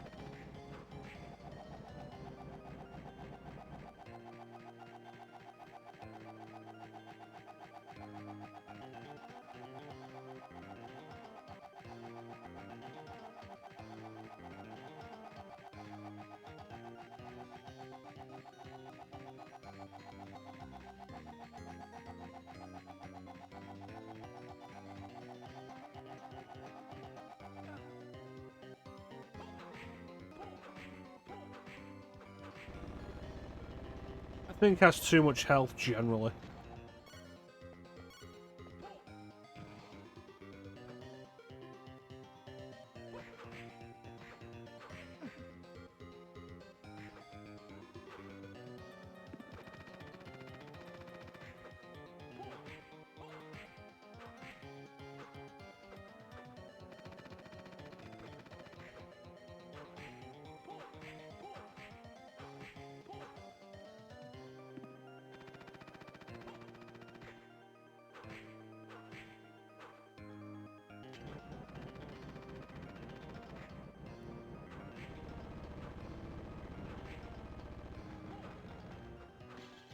Like, on one hand, you've got an enemy that's killed in a single attack.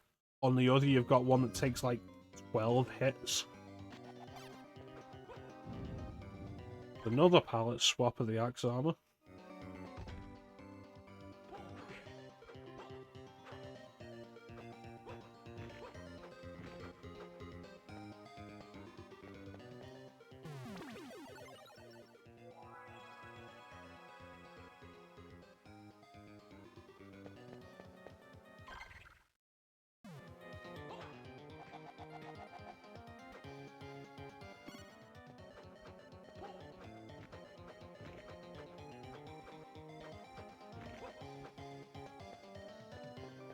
The boss room. How bad's this gonna be? Oh, okay. Oh, Christ.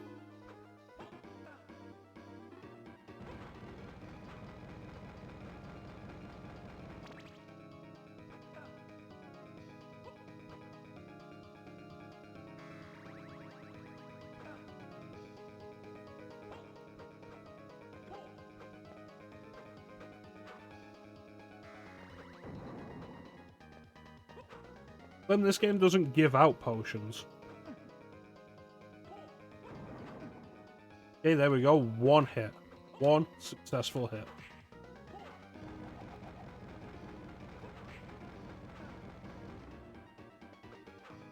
Yeah, it's like, here, take a look at my potions.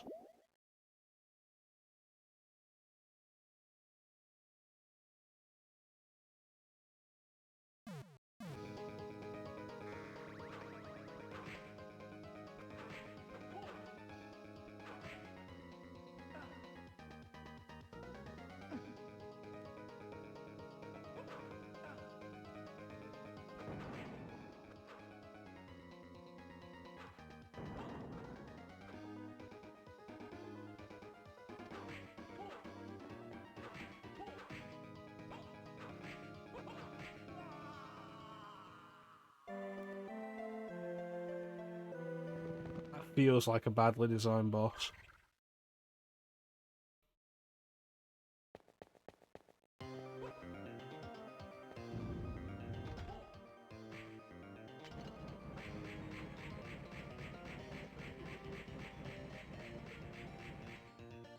Oh boy, an enemy that shoots poison clouds out that home at me.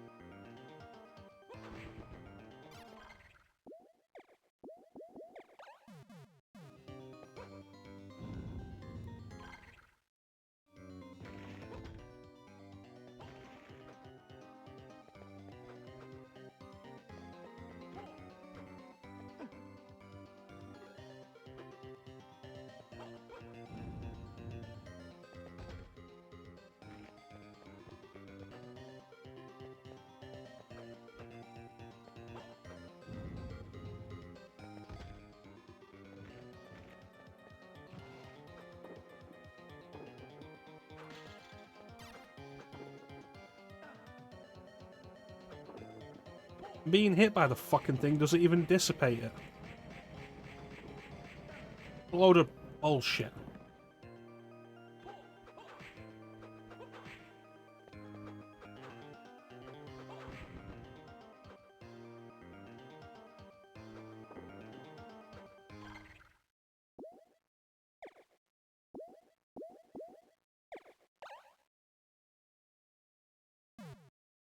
So yeah, as it stands, I have no healing items.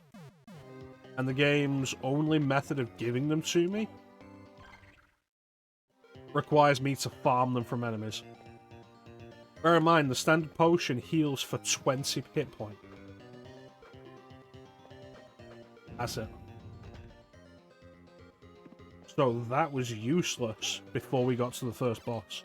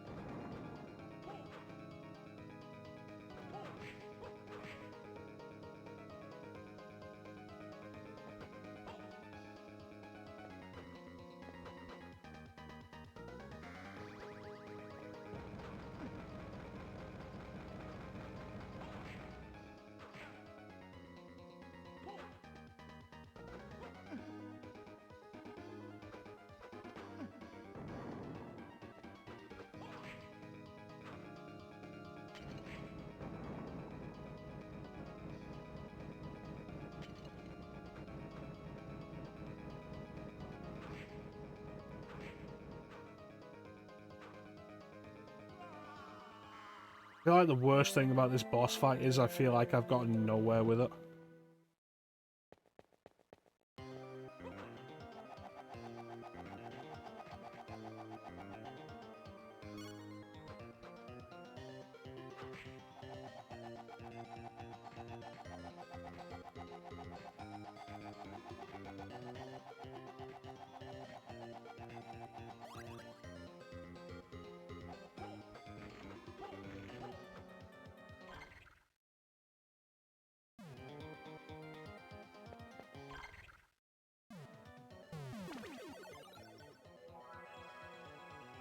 Now let's see if that makes any significant difference.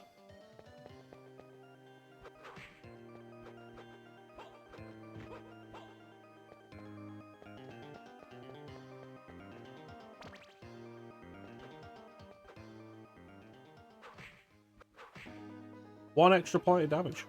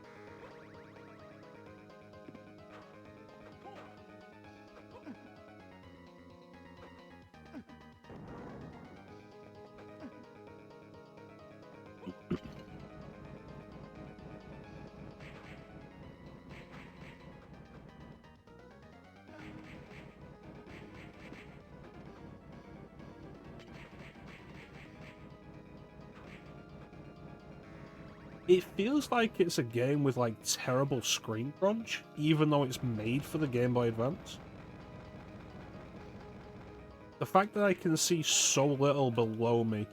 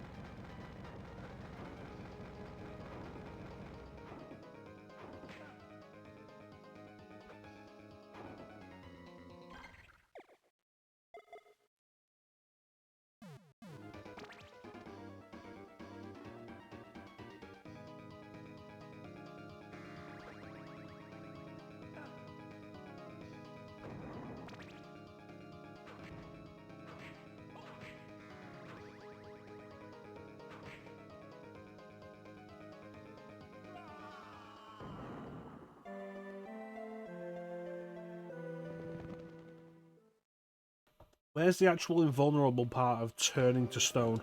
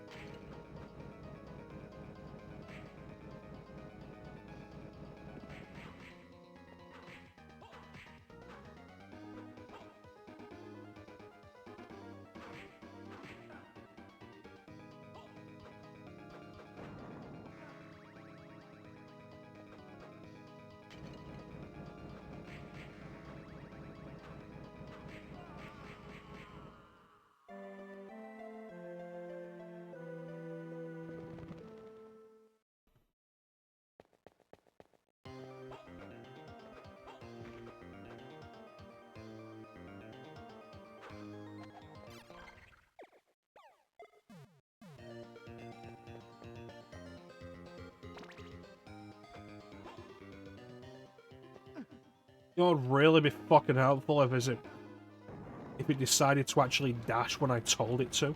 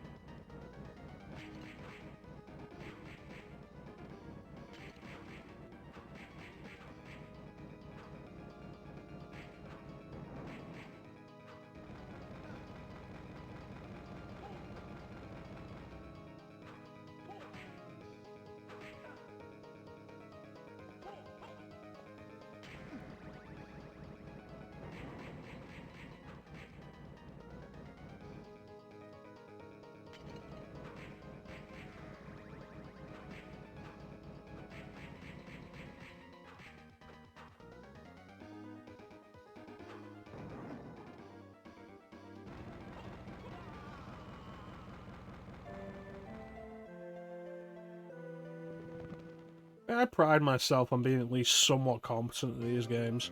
I feel like it doesn't matter a whole lot with this because of how stiff and unresponsive it is. Like in that last run, I tried twice to dash on the way into the room, and neither time worked.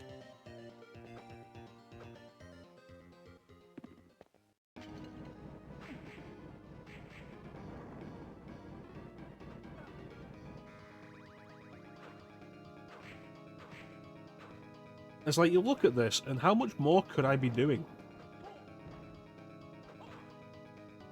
Plus, the fucking randomness of the falling rocks.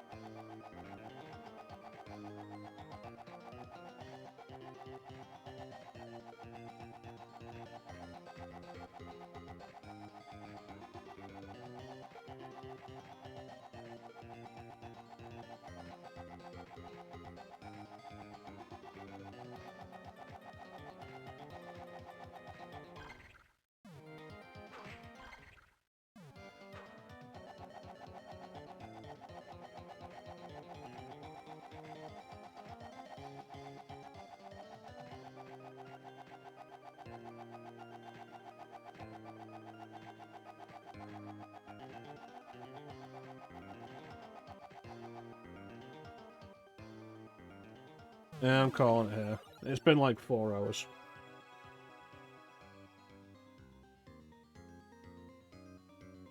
Yeah, definitely don't play this game. Even if you buy the Castlevania Advance Collection, play the other two games. They're a much better time. We'll be back to continue.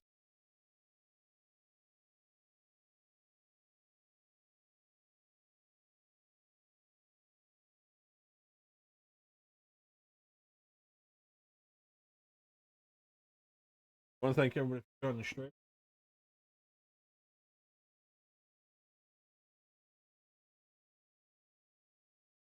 Peach, Bane, Clem, Flame, Henry.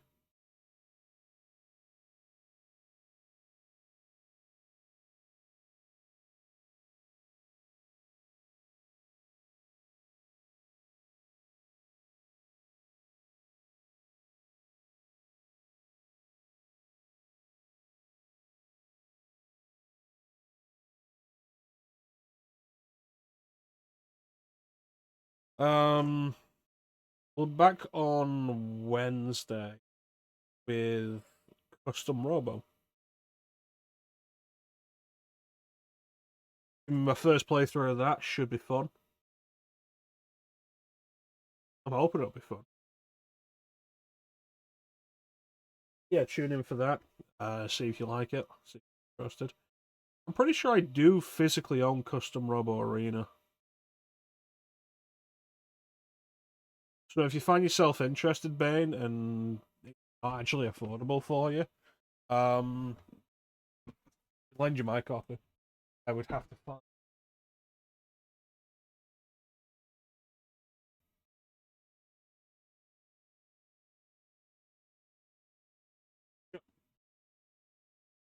Not usually anybody actually.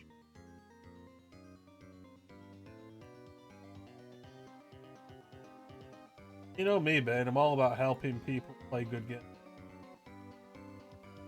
Magic is currently Monster Hunter Wilds, and Crag is currently.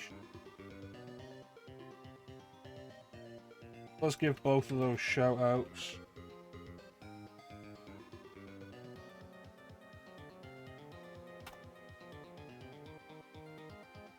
Those guys, both cool people. Magic is doing Monster Hunter Wilds co-op, presumably with his brother. Cool dude, Magic. Crag, also cool dude. Recently finished Final Fantasy V and started playing Stellar Blade. Will I ever play Stellar Blade? I don't know, probably at some point, maybe. I haven't bought it yet. Will I ever play Monster Hunter Wilds? No.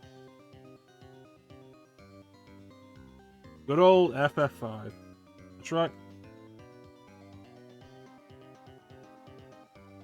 Yeah, I recommend like either of them. They're both good people. They're both Irish.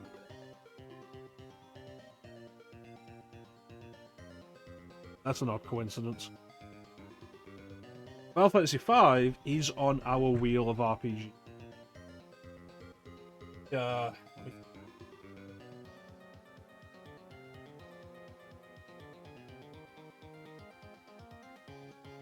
FF1, FF Adventure, 5, 10, 12, 13, 2, 15.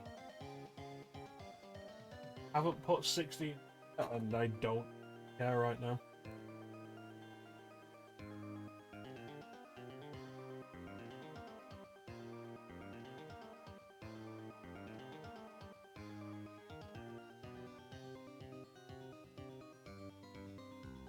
Be the pigs.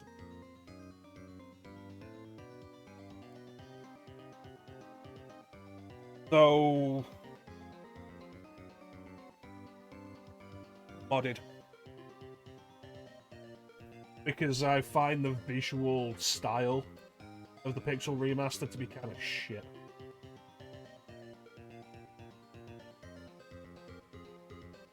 I don't find it to be very appealing.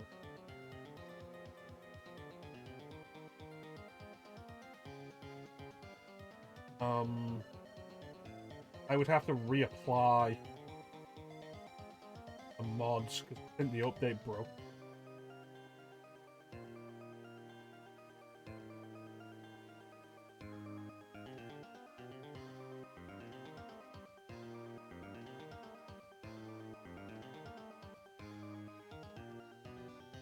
Not change the soundtrack because I was actually quite impressed.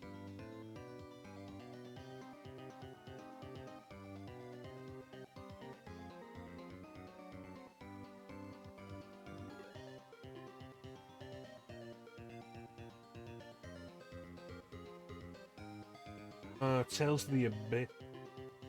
Big chance for it.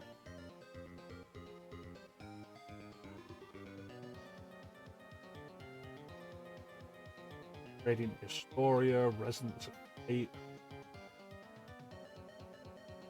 Mario, Super Mario RPG, Stone Illusion of God.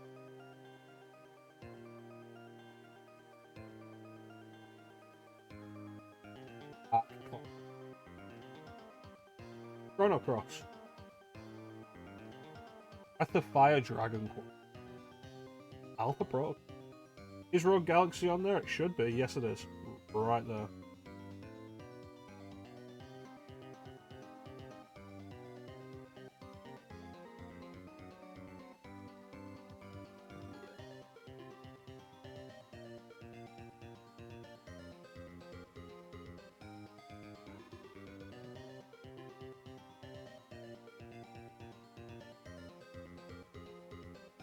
Off bro, oh break. Cosmic Star Heroine. Crosscode, Cyberpunk 27, Dark Cloud, Deus Ex Human. Didier, Duodecim. Origins, Dragon Quest Builders, Dragon Quest 7, Fragment. Ash, Dragon Quest 8, Journey of the King. 7, Echo. Good.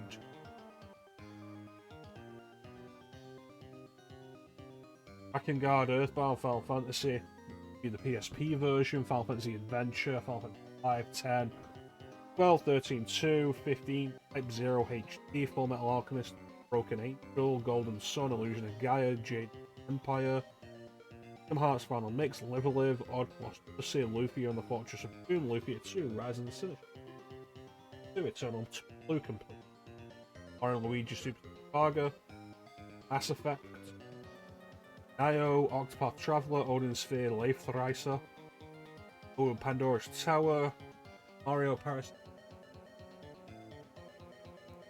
Radiant Historia Perfectology, Radiata Stories, Resident Evil, Rogue Galaxy, Secret of Evermore, Soul Blazer, Star Ocean, First Departure, Arcid, Mario RPG, Stars, Tales of Symphonia, Tales of the Abyss, Tales of Syria, Terra Enigma, Caligula Effect Overdose, Last Legend of Heroes, Tokyo's X, plus Valkyrie Profile Lenny, Vampire, as it play Chronicle. Legend.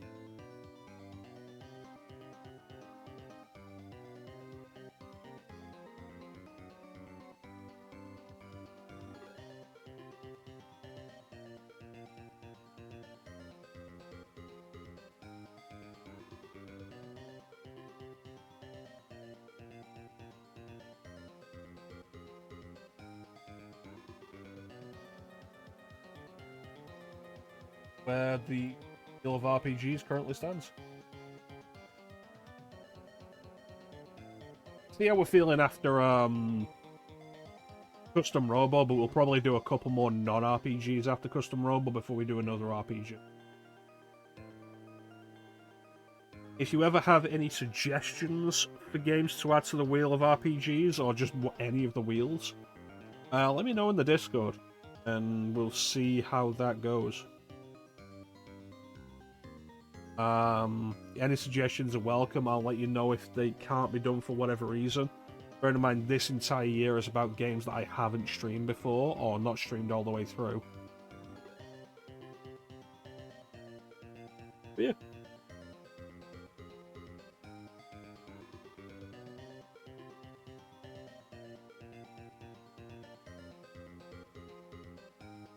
And bearing in mind, I'm aiming to play most series in release order. So you can't suggest Kingdom Hearts 2 because we're going to do Kingdom Hearts 1. But yeah, that is pretty much it. So there's not really anything else to say except thank you all for watching. Have yourselves a fantastic time of day. Yeah. Catch you next time, guys. Bye.